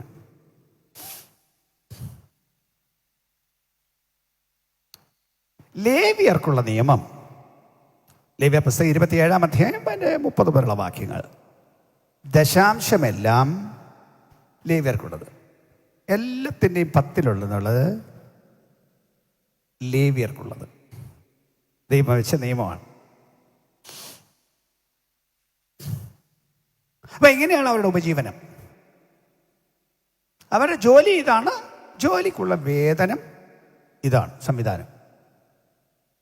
നിങ്ങളൊരു കൂലിപ്പണിക്ക് പോകുന്നു, നിങ്ങൾ ശമ്പളം വാങ്ങിക്കാൻ പോകും, ശമ്പളം കിട്ടും. നിങ്ങളൊരു ബിസിനസ് ചെയ്യുന്നു, അതിൽ നിന്ന് ലാഭം ഉണ്ടാക്കും. നിങ്ങൾ ഗവൺമെൻറ് ഓഫീസിൽ ജോലി ചെയ്യുന്നതിന് ശമ്പള സ്കെയിലുണ്ട്, അത് വെച്ച് ശമ്പളം കിട്ടും. കമ്പനി ജോലി ചെയ്താലും അങ്ങനെ തന്നെ. അതുപോലെ തന്നെ തൻ്റെ വേലയ്ക്ക് ദൈവം നിയമിച്ചവർക്ക് ദൈവം സംവിധാനം ഉണ്ടാക്കി. അത് പഴയ നിയമം അല്ലേ? ശരി. പുതിയ നിയമത്തിൽ യേശു തൻ്റെ വേലയ്ക്ക് ആളെ വിളിച്ചു. എന്നിട്ട് എന്ത് ചെയ്തു? അവർ മത്തായി 19:27 സകലവും വിട്ട്, ഇവൻ വിളിച്ച മത്തായി 4-ലും പടക് വിട്ട്, വല വിട്ട്, വീട്ടുകാരെ വിട്ട് യേശുവിനെ അനുഗമിച്ചു. തൊഴിൽ വിട്ട് യേശുവിനെ അനുഗമിച്ചു. യേശുവിൻ്റെ വേലയ്ക്ക് പോയി. അങ്ങനെയാണ് യേശു ആളെ വിളിച്ചത്. അല്ല എല്ലാ തൊഴിലിൻ്റെയും കൂടെ ഇത് കൂടെ പറഞ്ഞേരെ എന്നും പറഞ്ഞൊന്നും വിളിച്ചതല്ല. ഞാൻ പറഞ്ഞില്ലേ, പ്രത്യേകം പാവനമായി വേർതിരിക്കപ്പെട്ട ശുശ്രൂഷ, സാധാരണ കാര്യങ്ങളിൽ ഇടപെടേണ്ടാത്ത ശുശ്രൂഷ വേണം. അങ്ങനെയാണ് വെച്ചത്. അപ്പം അതിന് ദൈവം വെച്ച വ്യവസ്ഥിതിയാണിത്. പുതിയ നിയമത്തിൽ ഞാൻ ഒന്നുകൂടെ പറയുന്നു, യേശു ശുശ്രൂഷയ്ക്ക് ആളെ വിളിച്ചപ്പോൾ ഇതേപോലെ തന്നെ പൂർണ്ണ സമയ വേലയ്ക്കാണ് അവരെ വിളിച്ചത്. ഞാനും പറഞ്ഞില്ലേ, ഞാനും എൻ്റെ വീട്ടിൽ 7 മക്കളുള്ളതിൽ ഒരേ ഒരു മകൻ, കുടുംബകാര്യം നോക്കേണ്ടവൻ, പെങ്ങന്മാരെ കെട്ടിക്കേണ്ടവൻ, എന്നെ ദൈവത്തിൻ്റെ വേലയ്ക്ക് വിളിച്ചു. എൻ്റെ അപ്പൻ പറഞ്ഞില്ല പോകണ്ടെന്ന്, എൻ്റെ അമ്മ പറഞ്ഞില്ല പോകണ്ടെന്ന്, എൻ്റെ സഹോദരിമാരാരും പറഞ്ഞില്ല പോകണ്ടെന്ന്. എന്നെ വിട്ടു. വീട് നോക്കണ്ട എന്നെ ഈ വേലയ്ക്ക് വിട്ടു. എനിക്കുള്ള വക, എൻ്റെ സന്താരണത്തിനുള്ള വക ദൈവം ഉണ്ടാക്കിയിട്ടുണ്ട്. അല്ല നീ പൊയ്ക്കോ, എങ്ങാണ്ട് മേലോകത്തിൽ നിന്ന് ഇറങ്ങി വരുമെന്നും പറഞ്ഞൊന്നും അല്ലേ പറഞ്ഞു വിട്ടിരിക്കുന്നത്. അതിനുള്ള സംവിധാനം ഉണ്ടാക്കിയാണ് ദൈവം പറഞ്ഞു വിട്ടിരിക്കുന്നത്. വാക്യത്തിലേക്ക് വരാം. അല്ല, പൗലോസ് അപ്പോസ്തലൻ സ്വന്തം കൈകൊണ്ട് ഉപജീവിച്ചു എന്നാണ് കുറേ പേരുടെ വാദം. പൗലോസ് അങ്ങനെ ചില വാക്യങ്ങളൊക്കെ പറഞ്ഞിട്ടുണ്ട്. ശരിയാണ്. പൗലോസ് ഒരു തൊഴിലാളിയായിരുന്നില്ല, സുവിശേഷ വേലക്കാരനായിരുന്നു. പൂർണ്ണ സമയ സുവിശേഷ വേലക്കാരനായിരുന്നു. പക്ഷെ പൗലോസ് ഒരു സഭയുടെ പാസ്റ്ററായിരുന്നില്ല. പാസ്റ്റർ പൈനിയർ വർക്ക് ചെയ്യുന്ന ആൾ. പൈനിയർ വർക്ക് ചെയ്യുമ്പോൾ അവിടെ വിശ്വാസിയില്ല, അവിടെ വേല നടക്കണം, പ്രസംഗിക്കണം, പട്ടിണി നടക്കാനൊക്കത്തില്ലല്ലോ. അതുകൊണ്ട് അത്യാവശ്യത്തിന് കൈകൊണ്ട് വേല ചെയ്ത് ഉപജീവിച്ചു. അതേസമയം സഭകൾ തനിക്ക് സാമ്പത്തിക സഹായം ചെയ്തു. അത് പൗലോസ് സ്വീകരിച്ചു. അല്ല, പൗലോസ് പറയുന്ന വാക്യം തന്നെ എടുക്കാം. പൗലോസ് എന്താണ് പറഞ്ഞത് എന്നുകൂടെ നോക്കാം. ശുശ്രൂഷയെ സംബന്ധിച്ച് പൗലോസ് പറഞ്ഞ കാര്യം.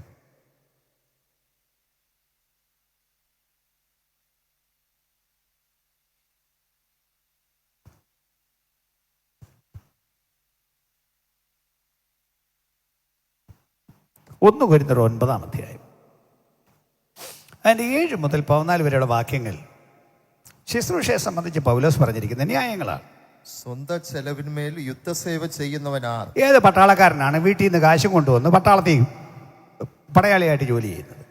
അടുത്തത്, മുന്തിരിത്തോട്ടം ഉണ്ടാക്കി അതിന്റെ ഫലം തിന്നാതിരിക്കുന്നവനാര്? കൃഷി ചെയ്താൽ അതിനല്ലേ ആ മനുഷ്യന് ഉപജീവിക്കേണ്ടത്. അടുത്തത്, ആട്ടിൻകൂട്ടത്തെ മേയിച്ച് ആ. കൂട്ടത്തിന്റെ പാൽ കൊണ്ട് ജീവിക്കാതിരിക്കുന്നവനാർ? ഒരു തൊഴിൽ ചെയ്താൽ, ഒരു ബിസിനസ് ചെയ്താൽ ആ ബിസിനസ്സിൽ നിന്നുള്ള വരുമാനം കൊണ്ടാണ് അവർ ജീവിക്കുന്നത്.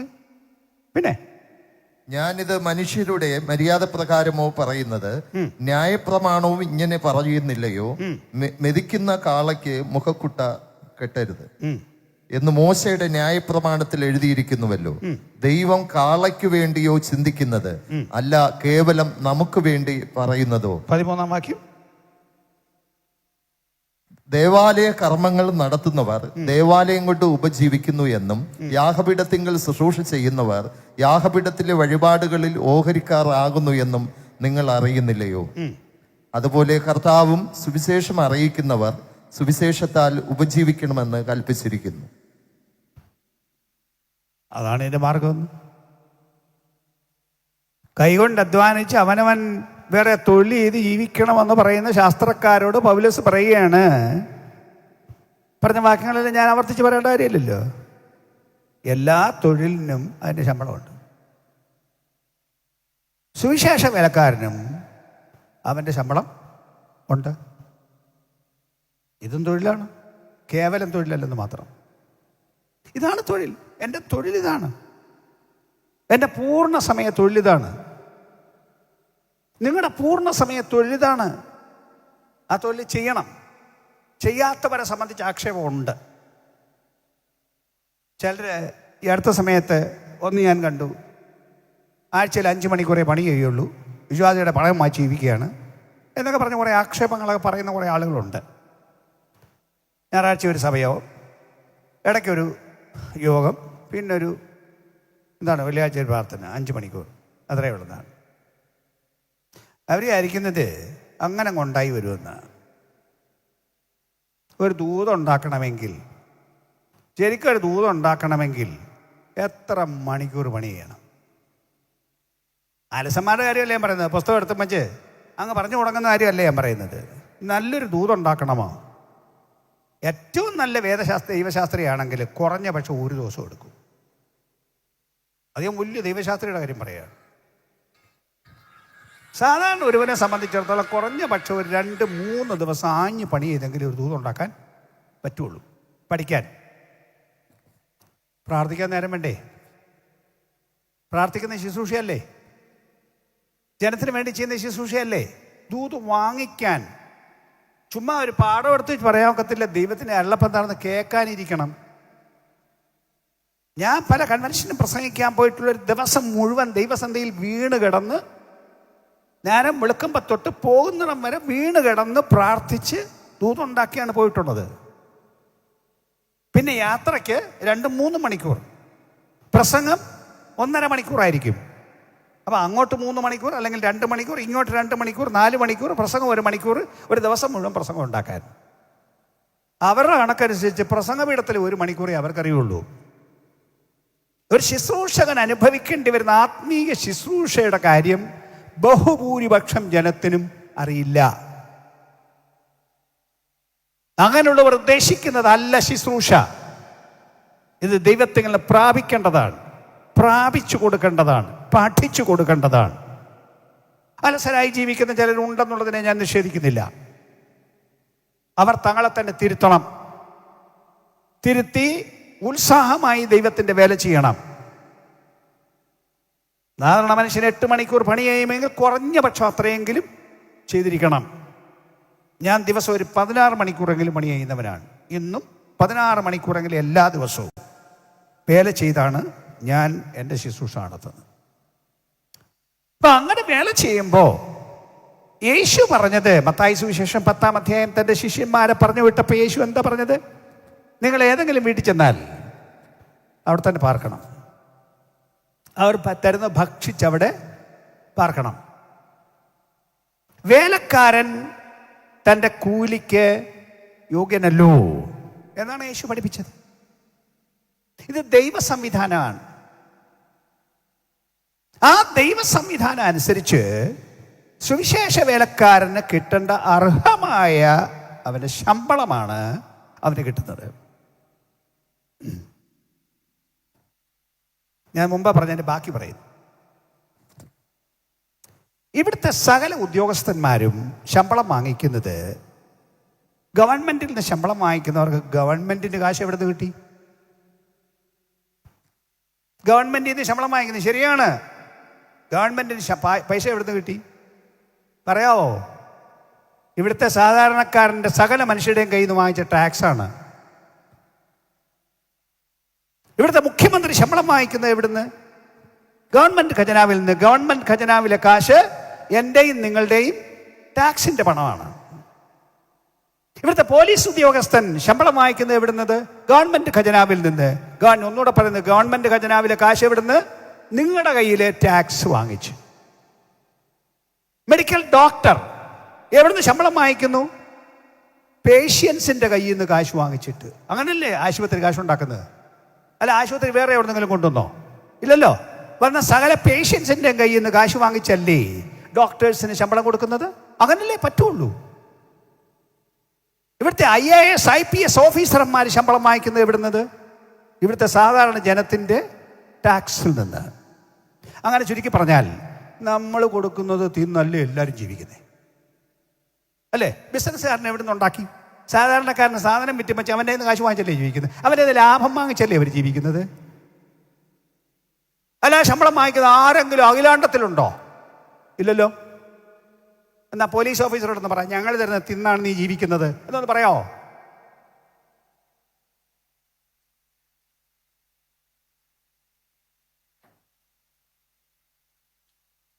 ഇത് ദൈവത്തിൻ്റെ ടാക്സാണ്.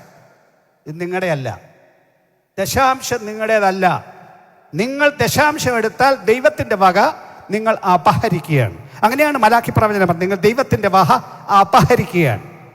നിങ്ങൾ സഭയിൽ കൊണ്ടുവരുന്ന പൈസ നിങ്ങളുടേതല്ല, ദൈവത്തിൻ്റെതാണ്. അത് എൻ്റേത്, ഞാൻ തരുന്ന തിന്നു എന്ന് പറയുന്നത് ദൈവത്തെക്കുറിച്ചും യാതൊരു വിവരവും ഇല്ലാത്തതിൻ്റെ ഭാഗമാണ്. ഇത് കേട്ട് നാണം തോന്നരുത് സുവിശേഷ വിലക്കാരന്. ഇങ്ങനെ പുച്ഛിക്കുന്ന ചിലരുണ്ട്. ഞാൻ പറഞ്ഞ നല്ല പോലെ ബഹുമാനിക്കുന്ന അനേകം ദൈവമക്കളുണ്ട്. അവരുടെ വീട്ടിലുണ്ടാക്കുന്ന ആഹാരത്തിൻ്റെ ഒരു അംശം പാസ് കൊടുക്കണമെന്ന് നിർബന്ധമുള്ള ദൈവമക്കളുണ്ട്. നിങ്ങളെ സ്നേഹിക്കുന്ന ബഹുമാനിക്കുന്ന വലിയൊരു പെൺകൂട്ട് ജനം ഇതിനകത്തുണ്ട്. അവരുടെ വാക്കല്ലിത്. ഇത് പരിഹസിക്കുന്ന ചിലരുടെ വാക്കാണ്. ഇത് കേട്ടിട്ടാണ് പല പാസ്റ്റർമാർക്കും വേദന, അവരുടെ ഭാര്യമാർക്ക് വേദന, അവരുടെ മക്കൾക്ക് വേദന. തൻ്റെ ഇടത്തോടെ വിളിച്ചു പറയണം, എൻ്റെ ശുശ്രൂഷയുടെ വേതനമാണിത്, എൻ്റെ അവകാശമാണ്, ഞാൻ ആരുടെയും മുമ്പാകെ തെണ്ടുന്ന തെണ്ടിയല്ല. പറയാൻ ശുശ്രൂഷകന് തൻ്റെ ഇടം ഉണ്ടാവണം. ശുശ്രൂഷകന്റെ ഭാര്യയ്ക്ക് അന്തസ്സ് തോന്നണം.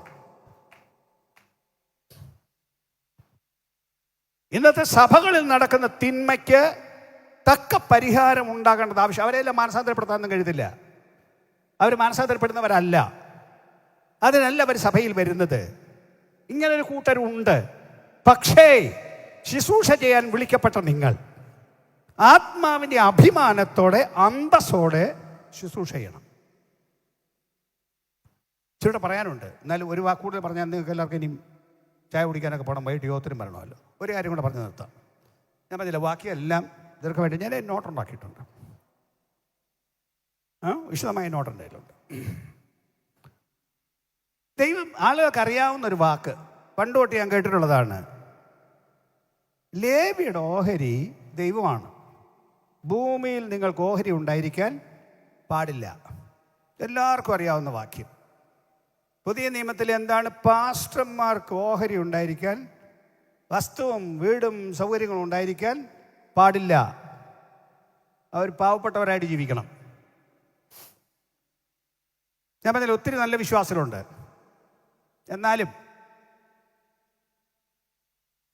പാസ്റ്റർക്ക് ഒരു നല്ല വീടുണ്ടായാൽ ഭയങ്കര കണ്ണുകടിയുള്ള ചിലർ ഉണ്ട്. അങ്ങനെ നല്ല ഉടുപ്പിട്ടാൽ ഇഷ്ടമില്ലാത്തവരുണ്ട്. പിള്ളേരെ നല്ല പോലെ പഠിപ്പിച്ചാൽ ഇഷ്ടമില്ലാത്തവരുണ്ട്. അങ്ങനെ ഒരു ഫ്രിഡ്ജ് വാങ്ങിച്ചാൽ ഇഷ്ടമില്ലാത്തവരുണ്ട്. ഞാൻ പറഞ്ഞില്ല, എല്ലാവരുടെയും കാര്യം അല്ലേ ഞാൻ പറഞ്ഞത്. കുറച്ച് പേരുണ്ട്. പാസ്റ്റർമാർക്ക് വീട് വേണ്ടേ? അതോ പാസ്റ്റർമാർ ഈ വീടില്ലാതെ ഇങ്ങനെ പോണോ? ദൈവം ഇതിന് വല്ല വഴി ഉണ്ടാക്കിയിട്ടുണ്ടോ? ലേവ്യ പുസ്തകത്തിൽ ഞാൻ മുമ്പ് പറഞ്ഞതുപോലെ ദൈവം പറഞ്ഞു, ഞാനാണ് നിങ്ങളുടെ അവകാശം, നിങ്ങൾക്ക് ഭൂമിയിൽ അവകാശം പാടില്ല എന്ന് ദൈവം പറഞ്ഞു. എന്നിട്ട് ദൈവം എന്ത് കാണിച്ചെന്നറിയോ? ദൈവം കാണിച്ചത് ഈ ഇസ്രയേലിൽ വസ്തു വീതിച്ചു കൊടുത്തു. വസ്തു വീതിച്ചു കൊടുത്തു എന്ന് പറഞ്ഞാൽ അവർക്ക് വേറൊരു ദേശം പിടിച്ചെടുത്ത് ഭൂമി കൊടുക്കുകയായിരുന്നല്ലോ. അല്ലാതെ അവരാരും വസ്തു വാങ്ങിച്ച് താമസിച്ചല്ലോ, പിടിച്ചെടുത്ത് കൊടുത്തതാണ്. ആ പിടിച്ചെടുത്ത് കൊടുത്തപ്പോൾ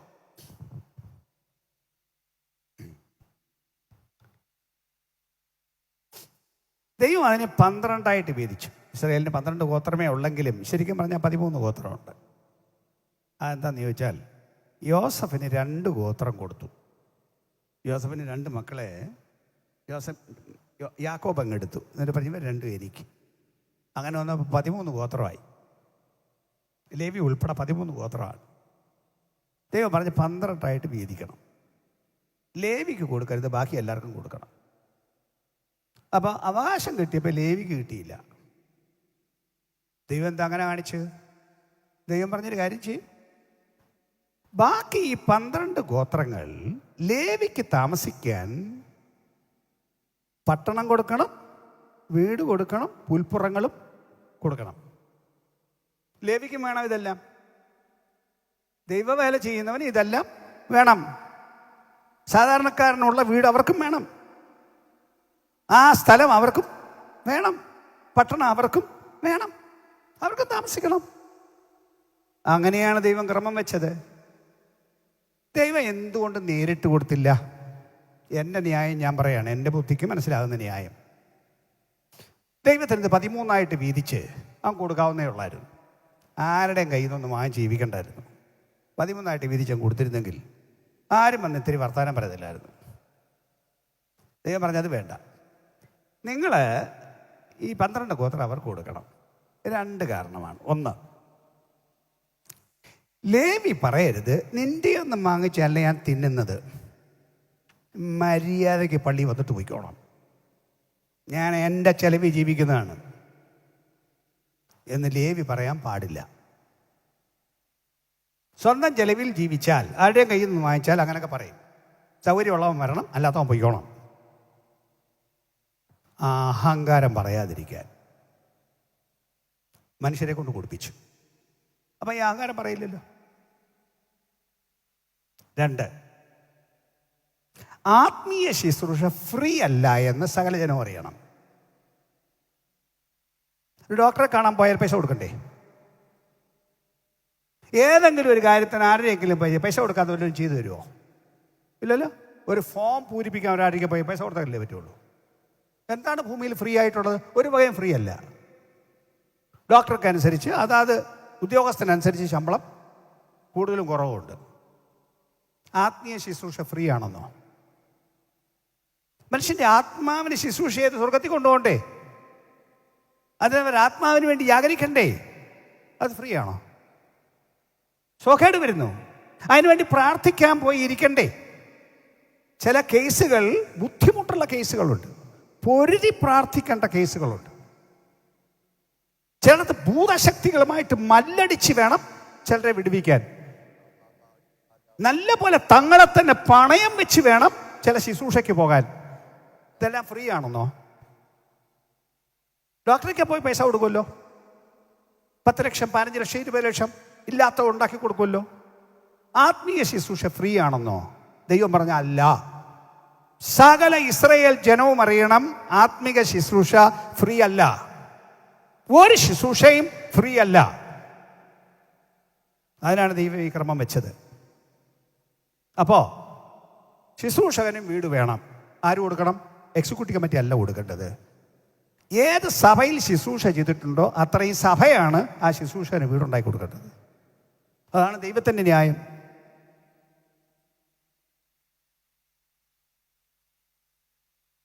ഞാൻ വചനം പറയുകയാണ്. അതുകൊണ്ട് ശുശ്രൂഷകന്മാർ ദരിദ്രരായി പാവപ്പെട്ടവരായി ജീവിക്കണമെന്ന് ചിന്തിക്കുന്ന ആരെങ്കിലും ഉണ്ടെങ്കിൽ നിങ്ങളുടെ ചിന്ത വചനപ്രകാരം തെറ്റാണ്, വചന വിപരീതമാണ്. ശുശ്രൂഷകന്മാരെ സ്നേഹത്തോടെ വിചാരിക്കണം. അവർക്കൊരു വീടുണ്ടാക്കുമ്പോൾ അതിന് സഹായം ജനം ചെയ്തു കൊടുക്കണം. അവരുടെ മക്കളെ വിദ്യാഭ്യാസം ചെയ്യിക്കാൻ നിങ്ങളുടെ മക്കളെ വിദ്യാഭ്യാസം ചെയ്യിക്കുന്നത് പോലെ സഭയ്ക്കൊരു സഹായം ചെയ്തു കൊടുക്കണം. ഒരു ശുശ്രൂഷകന് രോഗം വന്നാൽ അതിൻ്റെ ചികിത്സയ്ക്ക് സഭ സഹായം ചെയ്യണം. ഒന്നീ നിങ്ങൾ പ്രാർത്ഥിച്ച് സുഖമാക്കണം, ഇല്ലേ നിങ്ങൾ അതിന് ചികിത്സയ്ക്ക് പൈസ കൊടുക്കണം.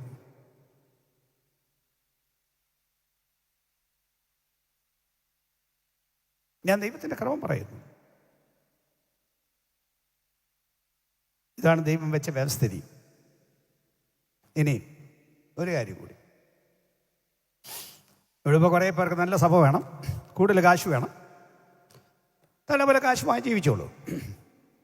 എന്നാൽ ഒരു കാര്യം കൂടെ ശ്രദ്ധിക്കണം. വേദപുസ്തകത്തിലെ ഒരു പ്രമാണമുണ്ട്, മലാഖി പ്രവചനം 4-ാം അധ്യായത്തിലാണ്. എൻ്റെ ആലയത്തിൽ ആഹാരം ഉണ്ടാകേണ്ടതിന് ദശാംശം മുഴുവൻ ഭണ്ഡാരത്തിലേക്ക് കൊണ്ടുവരുവേൻ. ആളുകൾ ഉപയോഗിക്കുന്നൊരു വാക്കാണത്, വാക്യമാണ്, ശരിയാണ്. ഭണ്ഡാരത്തിലേക്ക് കൊണ്ടുവരണം. എന്നിട്ട് പറയും ഭണ്ഡാരം എന്ന് പറഞ്ഞാൽ നിങ്ങൾ ഭക്ഷണം കഴിക്കുന്ന സ്ഥലമാണ്, ഈ പള്ളിയിലാണ് ഭക്ഷണം കഴിക്കുന്നത്, അതുകൊണ്ട് ആലയം ഇവിടെ മുഴുവൻ എല്ലാം കൂടെ കൊണ്ടുവരണം. എന്നിട്ട് എന്ത് ചെയ്യണം? ചില പള്ളികളാണെങ്കിൽ ഏറെക്കുറെ വലിയ തുക പാസ്റ്റർമാർ കൊടുക്കുന്നുണ്ട്. 80,000 90,000 രൂപ ശമ്പളം വാങ്ങിക്കുന്ന പാസ്റ്റർമാർ ഇതിനകത്തുണ്ട്, അസംബ്ലീസ് കൊള്ളുണ്ട്. പിടിച്ചു കൊടുക്കുന്ന സഭയുണ്ട്. 10 രൂപ കൊടുക്കാത്ത, 5 രൂപ കൊടുക്കാത്ത, 15 രൂപ കൊടുക്കാത്ത, 15 ആയിപ്പോനെ ഭയങ്കര കൂടുതൽ എന്തിരിക്കുന്ന കുറേ സഭകളുണ്ട്. എന്തുവാണ്? ഭണ്ഡാരത്തിലേക്ക് കൊണ്ടുവരണം. അപ്പോൾ പാസ്റ്റർമാരുടെ ധാരണ എന്താണ്? എല്ലാം എൻ്റെ വരണം, ഇതെല്ലാം എനിക്ക് വേണം. വേദപുസ്തകം അതിൻ്റെ പശ്ചാത്തലത്തിൽ വേണം വ്യാഖ്യാനിക്കാൻ. വാക്യം ഒറ്റയ്ക്കെടുത്ത് വ്യാഖ്യാനിക്കരുത്. പഴയ നിയമത്തിൽ എത്ര ദേവാലയം ഉണ്ടായിരുന്നു? ഒറ്റ ദേവാലയം. അവിടെയാണ് എല്ലാ ശുശ്രൂഷക്കാരും. ഒരേ സമയത്ത് ശുശ്രൂഷക്കാരെല്ലാം പഴയ നിയമത്തിൽ ദേവാലയത്തിൽ വരുമോ? ഇല്ലല്ലോ, ചുരുക്കം ചിലരല്ലേ വരുള്ളൂ. വേണ്ട അത്രയും പേരല്ലേ ആ സമയത്ത് സീസണിലുള്ളൂ. ബാക്കിയുള്ളവരല്ലേ എവിടെയാണ്? അവരുടെ വീട്ടിലാണ്. അവർക്ക് ഉപജീവനത്തിൻ്റെ അവർ വേറെ കൃഷിക്ക് പോകണോ? അല്ലല്ലോ. ഈ ദേവാലയത്തിൽ വരുന്ന പണം മുഴുവൻ പുരോഹിതന്മാർക്കും കൊടുക്കണം, മുഴുവൻ ലേവ്യർക്കും വീതിച്ചു കൊടുക്കണം. ഈ ഒറ്റ ദേവാലയത്തിലെ പണം കൊണ്ട്. അതുകൊണ്ട് സഭയ്ക്ക് വരുന്ന പണം മൊത്തം ഞങ്ങൾക്കല്ല, പാസ്റ്റർമാർക്കല്ല. ആ സഭ തങ്ങളുടെ ഇഷ്ടത്തിന് ഉപയോഗിക്കാനുള്ളതല്ല. കുറേ സഭകൾ ബാങ്കിൽ കൊണ്ടിടുകയാണ്. ജനം ദശാംശം തരുന്നത് നിങ്ങൾക്ക് ബാങ്കിൽ ഇടാനാണോ? ദൈവത്തിൻ്റെ വേലയ്ക്ക് ഉപയോഗിക്കാനല്ലേ ജനം ദശാംശം തന്നത്? വെറുതെ ഓഡിറ്റോറിയം പണിയാണ്. ഞാൻ ചോദിക്കുന്നു, ഈ അസംബ്ലീസ് കോഡുകാർ പണിഞ്ഞ ഏതെങ്കിലും ഒരു ഓഡിറ്റോറിയത്തിൽ നിങ്ങളുടെ കല്യാണം നടത്താൻ പറ്റുമോ? ഇന്നത്തെ കാലത്ത് നിങ്ങളുടെ കല്യാണം നടത്താൻ വേറെ ഓഡിറ്റോറിയം വാടകയ്ക്ക് എടുക്കണമല്ലോ. കല്യാണത്തിന് 1000, 1500 അല്ല 900 പേര് വരുന്നതല്ലേ കല്യാണം. നിങ്ങളുടെ ഓഡിറ്റോറിയത്തിനകത്ത് എത്ര പേരെ കൊള്ളും? 250 പേരെ കൊള്ളും. എന്തിന് നിങ്ങൾ ഓഡിറ്റോറിയം പണിഞ്ഞു? പണിയുന്നതിന് ഞാൻ എതിരില്ല. പക്ഷേ ഈ പണത്തിൻ്റെ ഉപയോഗമുണ്ടോ? പള്ളി ഇല്ലാത്ത പലരില്ലേ? നിർവാഹമില്ലാത്ത സഭകളില്ലേ? ഇവിടുത്തെ വലിയ വരുമാനമുള്ള സഭകളോട് ഞാൻ ചോദിക്കുന്നു, നിങ്ങളിൽ എത്ര സഭകൾ ഇന്ത്യയുടെ സുവിശേഷീകരണത്തിന് 5 പൈസ കൊടുത്തിട്ടുണ്ട്? 1.5 ലക്ഷം രൂപ പ്രതിമാസം വരുമാനമുള്ള സഭകൾ 1 പൈസയും ഇവിടുത്തെ മിഷൻ പ്രവർത്തനത്തെ തരാത്തതല്ലേ ഇവിടുത്തെ മിക്ക സഭകളും? ഭരണത്തിലിരിക്കുന്നവരുൾപ്പെടെ. ഈ രാജ്യം സുവിശേഷീകരിക്കപ്പെടാൻ എവിടുന്ന് പണം വരണം? മിഷൻ ദർശനമുള്ള എത്ര പാസ്റ്റർമാർ ഇതിനകത്തുണ്ട്? ഒരു സഭയിൽ മിഷൻ പ്രവർത്തനം നടത്തിക്കൊണ്ടിരുന്നു. 3 പേരെ അവിടുത്തെ സഭ പിന്തുണച്ചുകൊണ്ടിരുന്നു, സഹായിച്ചുകൊണ്ടിരുന്നു മിഷനിൽ കൂടെ. ഒരു പാസ്റ്റർ അവിടെ ചെന്ന് പറഞ്ഞ് മേല കൊടുക്കണ്ടെന്ന് പറഞ്ഞു, അങ്ങ് നിർത്തി. പുള്ളിക്ക് വലിയ മിഷൻ ജോലി വേറെ ആരുടെ കൊടുത്തിട്ടുണ്ട് പോലും. അതാണ് ചില പാസ്റ്റർമാർ ചെയ്യുന്നത്. 3 മിഷണറിയെ സപ്പോർട്ട് ചെയ്തുകൊണ്ട് പാസ്റ്ററുടെ സഭയുടെ വരുമാനം മിഷന് കൊടുക്കാതെ നിർത്തിയതാണ് ഒരാളുടെ നേട്ടം. അല്ല, ഇത് ഒരാളുടെ കാര്യം, അതാണ് നിർത്തി. ബാക്കിയുള്ളവരോട് ഞാൻ ചോദിക്കുന്നു, ഈ രാജ്യത്ത് ഇപ്പം 250 മിഷണറിമാരെ ഈ മലയാളം ഡിസ്ട്രിക്ട് സപ്പോർട്ട് ചെയ്യുന്നു. അത്രയും മതിയോ? ഈ രാജ്യം സുവിശേഷീകരിക്കണ്ടേ? എവിടുന്ന് പണം വരണം? നിങ്ങളുടെ ഈ പണം ദൈവം തന്നിരിക്കുന്നു. ഒരു മാസം ഒരു തുകയെങ്കിലും കൊടുക്കാൻ മേലാത്ത എത്ര സഭയുണ്ട് ഇവിടെ? ഞാൻ 200 രൂപ ശമ്പളം വാങ്ങിച്ച് ജീവിച്ചൊരു കാലം. എൻ്റെ സഭയിൽ നിന്ന് 50 രൂപ പ്രതിമാസം മിഷൻസിനുണ്ടാക്കി ഞാൻ അയച്ചു കൊടുക്കുമായിരുന്നു. വെറും 200 രൂപ ശമ്പളക്കാരൻ. മിഷന് സഹായിക്കാൻ മേലാത്ത ഒരു സഭയും അസംബ്ലീസ് കോഡിലില്ല, സമൃദ്ധിയിൽ നിന്നല്ല. പക്ഷെ നിങ്ങൾ ചെയ്തിട്ടുണ്ടോ? ദശാംശം മുഴുവൻ ഭണ്ഡാരത്തിലേക്ക് വരണമെന്ന് പറഞ്ഞാൽ അതാത് സഭയ്ക്ക് ഉപയോഗിക്കാനും പാസ്റ്റർക്ക് ഉപയോഗിക്കാനും വേണ്ടിയല്ല ദൈവം ചെയ്തത്. ഇവിടെ വരുമാനമില്ലാത്ത ശുശ്രൂഷകനും ഉപജീവനം ഉണ്ടാവണം. പുതിയ വേലസ്ഥലങ്ങൾക്ക് സഹായം വേണം. അതിന് ഈ ഫണ്ടിൽ നിന്നാണ് വരേണ്ടത്. ഇതാണ് ദൈവത്തിൻ്റെ ക്രമം. ദൈവം വെച്ച ക്രമമാണ് ദശാംശം ദൈവത്തിൻ്റെ വക. ഒന്നുകൂടെ പറയാതെ ഞാൻ നിർത്തിയാൽ കംപ്ലീറ്റ് ആവില്ല. ലേവ്യ പുസ്തകം 27-ാം അധ്യായം അതിൻ്റെ 30 മുതൽ 32 വരെയുള്ള വാക്യത്തിൽ വായിച്ച് ഒരു തത്വം കൂടെ പറഞ്ഞിട്ട്, ദൈവത്തിൻ്റെ തത്വം പറഞ്ഞിട്ട് ഞാൻ നിർത്താം. വേഗം വായിക്കേ. എന്നാൽ നിലത്തിലെ വിത്തിലും വായിക്കുന്നേ. നിലത്തിലെ വിത്തിലും വൃക്ഷത്തിന്റെ ഫലത്തിലും ദേശത്തിലെ ദശാംശമൊക്കെയും യഹോവയ്ക്കുള്ളതാകുന്നു. അത് യഹോവയ്ക്ക് വിശുദ്ധം. ആരെങ്കിലും തന്റെ ദശാംശത്തിൽ ഏതാനും വീണ്ടെടുക്കുന്നു എങ്കിൽ അതിനോട് 5-1 കൂടെ ചേർത്ത് കൊടുക്കണം. ദശാംശത്തിൽ നിന്ന് ആരെങ്കിലും തന്റെ അത്യാവശ്യത്തിന് ഒരെണ്ണം എടുത്താൽ 20% പെനാൽറ്റി കൊടുത്ത് തിരിച്ചടയ്ക്കണം. 5% കൂട്ടി കൊടുക്കണം. ദശാംശം ഉപയോഗിച്ചു പോയാൽ, സ്വന്തം ആവശ്യത്തിന് ഉപയോഗിച്ചാൽ ദൈവത്തിൻ്റെ നിയമം 20% പെനാൽറ്റി കൊടുക്കണം. ന്യായം എന്തെന്നറിയോ? ബാങ്കിൽ നിന്ന് കാശ് കടം എടുക്കുന്നില്ലേ? ചുമ്മാ കഴിവോ? പലിശ കൊടുക്കണ്ടേ? പ്രൈവറ്റ് ബാങ്കുകളിൽ നിന്ന് എടുക്കുന്നില്ലേ? മുട്ടം പലിശ കൊടുക്കണ്ടേ? അപ്പോൾ പൈസ ഫ്രീ ആയിട്ട് കിട്ടുമോ? ഇല്ലല്ലോ. ദൈവത്തിൻ്റെ പണം എടുത്താൽ 20% പലിശയാണ് അതിന് ഈടാക്കുന്നത്. ചിലർ സഭയുടെ പൈസ കൈ വെച്ചുകൊണ്ട് നടന്ന് തൻ്റെ ബിസിനസ് ഉപയോഗിക്കുകയും അല്ലാതെ ഇച്ചിരി കച്ചവടമൊക്കെ ചെയ്യുകയൊക്കെ ചെയ്യുന്നവരും ഉണ്ടെന്ന് കേൾക്കുന്നു. ഞാൻ അപകടം പറയുന്നു, 20% പലിശയും കൂടെ കൊടുത്തെങ്കിൽ നീ ദൈവത്തിന് മുമ്പാകെ രക്ഷപ്പെട്ടു പോവുള്ളൂ. കാരണം ദശാംശം നിങ്ങളുടേതല്ല, ദൈവത്തിൻ്റെ പണമാണ്. അതെടുത്താൽ 20% പെനാൽറ്റി. വല്ലതും കൊടുത്തു തീർക്കാൻ പറ്റുമോ? അത് കോമ്പൗണ്ട് ഇൻട്രസ്റ്റ് വെച്ച് വേണമെന്ന് ദൈവം പറഞ്ഞാൽ ഇത്രയും കാലം ദശാംശം എടുത്തെല്ലാം കൂടെ തിരിച്ചടയ്ക്കാൻ പറ്റി എത്ര മിടുക്കനുണ്ട്. ഒരിടത്ത് ഞാൻ അവരേക്ക് പാഠം പഠിപ്പിച്ചപ്പോൾ പറഞ്ഞു, എൻ്റെ പൊന്നു സാറേ, എല്ലാം തിരിച്ചടയ്ക്കാൻ മാർക്കമില്ല, ഇനിയും തൊട്ട് ഞാൻ ഉള്ളതാൻ കൊടുത്തോളാം. ഒന്നുകൂടെ വായിക്കണം, ഇനി ബാക്കി കൂടെ അതുകൊണ്ട് പറഞ്ഞിട്ട് വേണം. മാടാകട്ടെ ആടാകട്ടെ കോലിൻ കീഴെ കടന്നു പോകുന്ന എല്ലാറ്റിലും 10-1 യഹോവയ്ക്ക് വിശുദ്ധമായിരിക്കും. അത് നല്ലതോ തീയതോ എന്ന് ശോധന ചെയ്യരുത്, വച്ചു മാറുകയും അരുത്. വച്ചു മാറുന്നു എങ്കിൽ അതും വച്ചു മാറിയതും വിശുദ്ധമായിരിക്കണം. കേൾക്കണേ, അവയെ വീണ്ടെടുത്തുകൂടാ. ശരി, അതുകൂടെ കേൾക്കണേ. നല്ല ഭക്തനായൊരു മനുഷ്യൻ, 10 ദൈവത്തിൻ്റെ വിശുദ്ധം, വെച്ചു മാറരുത്. അപ്പോൾ എണ്ണ കാണും, 1 2 3 4 5 6 7 8 9 10. 10ാമത്തെ ദൈവത്തിന് വിശുദ്ധം മാറ്റി. അപ്പോൾ അദ്ദേഹം പറയാണ് 9ാമത്താണ്. ഞാൻ ആത്മീയത്തിൻ്റെ കാര്യം പറയുകയാണ്, ആത്മീയൻ്റെ കാര്യം, മനസ്സിൻ്റെ കാര്യമല്ല. ആത്മീയം പറയാണ് 9ാമത്തെ ഇച്ചിരൂടെ തടിച്ചതാണ്, കൊഴുത്തതാണ്, അതുകൊണ്ട് അനിയം കൊടുക്കാം. പറഞ്ഞേ ശരി. 10ാമത്തെ മാറ്റ്.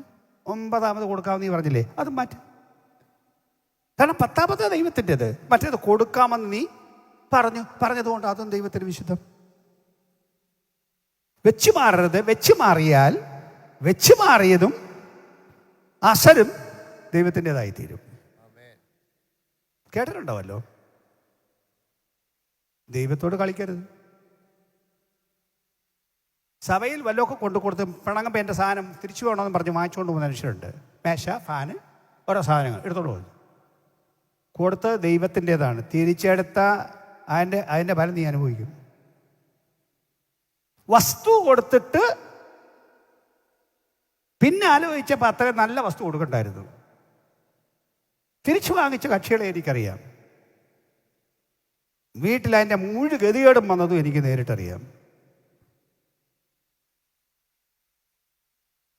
നേർന്നത് ദൈവത്തിൻ്റെ വക, 10ാമത്തതും ദൈവത്തിൻ്റെ വക. വലിയ ദൈവിക തത്വമാണ്. മാത്രമല്ല ദൈവം പറഞ്ഞു നീ ചെയ്താൽ ഭാരമായിട്ട് തോന്നരുത്. മലാഖി 4-ാം അധ്യായം, നീ ചെയ്താൽ ഇതെൻ്റെ, നീ മാറ്റി വെച്ചാൽ ഞാൻ ആകാശത്തിൻ്റെ കിളിവാതിൽ തുറക്കും. ജീസസ്. സ്ഥലം പോരാതെ വരുവോളം നിന്നെ ഞാൻ അനുഗ്രഹിക്കും. നീ വിതച്ചാൽ പല മടങ്ങ് കൊയ്യും. ദൈവം പറഞ്ഞ് ഞാൻ വെട്ടുക്കിളിയെ ശാസിക്കും. നീ കൃഷി ചെയ്യും, കൃഷിക്ക് കേട് വരാതിരിക്കാൻ ഞാൻ നോക്കും. കൃഷിക്ക് കേട് വരാതിരിക്കാൻ ഒരു മിടുക്കനും കഴിയില്ല, അത് സൂക്ഷിക്കാൻ. ദൈവം പറഞ്ഞ് ഞാൻ നോക്കും. നിന്റെ ശരീരത്തിന് കേട് വരാതെ ദൈവം നോക്കും. ഈ ആരോഗ്യത്തെ സംരക്ഷിക്കുന്ന ദൈവമാണ്. എല്ലാ രോഗവും ശാപമാണെന്നൊന്നും ഞാൻ പറയില്ല. ശരീരം പാലിക്കണം, നിയമം പാലിക്കണം. എന്നാലും ദൈവത്തെ ബഹുമാനിക്കേണ്ടതുപോലെ ബഹുമാനിക്കണം. രോഗികളെ ആരെയും ഞാൻ പുച്ഛിക്കുന്നില്ല, ആക്ഷേപിക്കുന്നില്ല. അതിൻ്റെ ജോലിയല്ല, ചെയ്യാൻ പാടില്ലാത്ത കാര്യം. എന്നിരിക്കലും ഈ പുസ്തകത്തിൻ്റെ വചനം ഞാൻ ആവർത്തിച്ച് പറയുന്നു, സംരക്ഷിക്കാൻ ദൈവത്തിന് കഴിയും. ആരോഗ്യം തരാൻ ദൈവത്തിന് കഴിയും. ദൈവം ചെയ്യും.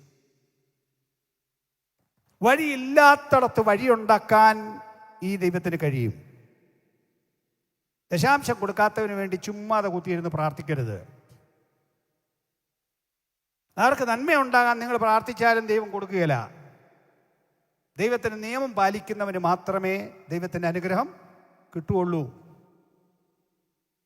വചനം ലംഘിച്ച് ജീവിക്കുന്നവന് വേണ്ടി മധ്യസ്ഥം അണയ്ക്കാൻ പോകരുത്. വചനമനുസരിച്ച് രൂപാന്തരപ്പെട്ട് വരാൻ വേണ്ടിയവർക്കുള്ളവർക്ക് വേണ്ടിയാണ് ജനം, പാസ്റ്റർമാർ, മറ്റ് ജനം മധ്യസ്ഥത അണച്ച് പ്രാർത്ഥിക്കേണ്ടത്. തങ്ങളെ തന്നെ പിശാചിൻ്റെ പിടിയിൽ ഏൽപ്പിച്ചിട്ട് അവിടെ കിടക്കുന്നവർക്ക് വേണ്ടി നിങ്ങൾ മധ്യസ്ഥം അണച്ചാൽ വേണ്ടാത്ത ശല്യം നിങ്ങൾക്കുണ്ടാക്കി വെക്കരുത്. ഇത് വലിയ ആത്മീക രഹസ്യങ്ങളാണ്, ആത്മീക മർമ്മങ്ങളാണ്. ആകയാൽ ഞാൻ എൻ്റെ വാക്ക് നിർത്തുന്നു. എടുത്തവരെല്ലാം തിരിച്ചു കൊടുക്കണം. ഒരു കാരണവശാലും ദൈവത്തിൻ്റെ വകയെടുക്കാൻ പാടില്ല.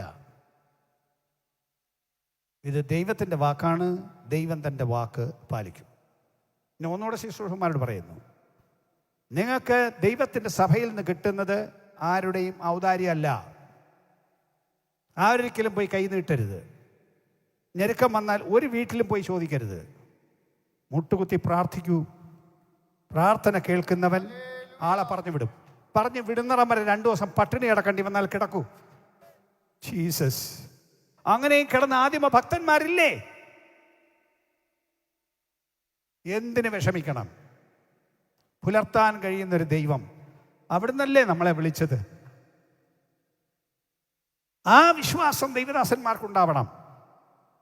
എങ്ങും പോയി ആവശ്യം പറഞ്ഞ് ചോദിച്ചു വാങ്ങാൻ ദൈവദാസന്മാരും അവരുടെ കുടുംബങ്ങളും തയ്യാറാകരുത്. കൊടുക്കാൻ ജനം ബാധ്യസ്ഥർ. മേലോട്ട് നോക്കി ദൈവത്തോട് പ്രാർത്ഥിക്കൂ. ആകാശത്തിൻ്റെ കിളിവാതിലെ തുറക്കുന്നവൻ തൻ്റെ ജനത്തെ പുലർത്തും.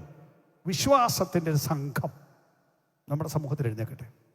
ദൈവത്തിൽ ആശ്രയിക്കുന്ന ഒരു സംഘം നമ്മുടെ സമൂഹത്തിൽ എഴുന്നേക്കട്ടെ. ഒന്ന് എഴുന്നേറ്റിരിക്കോ.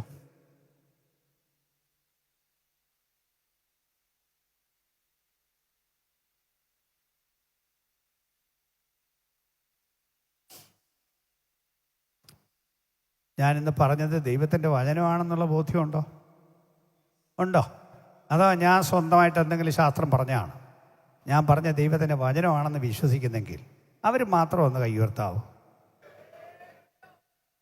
ആ കരം ഉയർത്തി പിടിച്ച് നമുക്കൊന്ന് പ്രാർത്ഥിക്കാം. ദൈവത്തോട് നിന്ന് പകൽ ഒരു വാക്ക് പറയൂ. എനിക്ക് കിട്ടുന്ന എല്ലാത്തിലും ഞാൻ കൃത്യം ദശാംശം കൊടുക്കും. പറയാൻ മനസ്സുള്ള എല്ലാവരും പറഞ്ഞിരിക്കേണ്ടതാണ്. അതാണ് ദൈവത്തിൻ്റെ ക്രമം. ഒരൊറ്റ തുകയ്ക്കും ഒരു വസ്തുവിനും ദശാംശം കൊടുക്കാതിരിക്കരുത്. ആദ്യ ഫലവും ദൈവത്തിന് കൊടുക്കണം. എല്ലാം ദൈവം പറയുന്നത് ദൈവത്തിനെന്ന് പറയുന്നത് ദൈവത്തിന്. ഇന്ന് ഈ പകൽ അങ്ങനെ സമർപ്പിക്കാൻ പറ്റുമോ?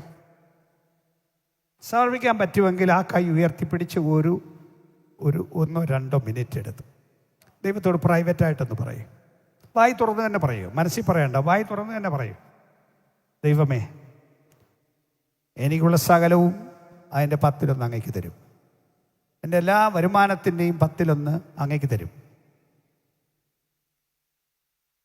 അതിനപ്പുറം കൊടുക്കാൻ ബാധ്യസ്ഥരാണ്. അതിനും തയ്യാറായിക്കൊള്ളൂ. കൂടുതലെന്നാൽ കൂടുതൽ കൊടുക്കൂ. 10-1 ഒതുക്കണ്ട.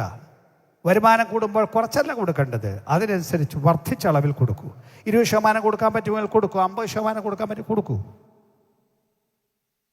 ജീസസ് ഞങ്ങളുടെ പിതാവേ, അങ്ങയുടെ മഹത്വത്തിൻ്റെ അടുക്കൽ ഞങ്ങൾ വന്നിരിക്കുന്നു. ഞങ്ങളിന്ന് കേട്ട ഈ വചനം അങ്ങയുടെ വചനമാണ് അടിയൻ ഇവിടെ പറഞ്ഞത്. അടിയൻ്റെ ഒരു ശാസ്ത്രവും ഇവിടെ പറഞ്ഞിട്ടില്ല. പിതാവേ, അങ്ങയുടെ ജനം കേട്ട ഈ വചനം അത് സ്വീകരിക്കാൻ, കൈക്കൊള്ളാൻ അങ്ങയുടെ ജനത്തിന് കൃപ കൊടുത്ത് ദൈവത്താൽ അനുഗ്രഹിക്കപ്പെട്ട ഒരു ജനമെന്ന് ലോകം സാക്ഷിക്കത്തക്കവണ്ണം തെളിയിക്കപ്പെടുന്നവരായി ഈ ഞങ്ങളെയെല്ലാം അങ്ങയുടെ മുൻപാകെ നിർത്തണമേ. അവിടുത്തെ വിശുദ്ധ ജനത്തെ അങ്ങയുടെ മുൻപാകെ ഉയർത്തി അടിയൻ പ്രാർത്ഥിക്കുന്നു. ഞങ്ങളുടെ ഈ സമൂഹം ഒരനുഗ്രഹത്തോടെ നിൽപ്പാൻ കൃപയയക്കണമേ. എല്ലാ അനുഗ്രഹങ്ങൾക്കായും സ്തോത്രം. യേശുക്രിസ്തുവിൻ നാമത്തിൽ തന്നെ. ആമേൻ.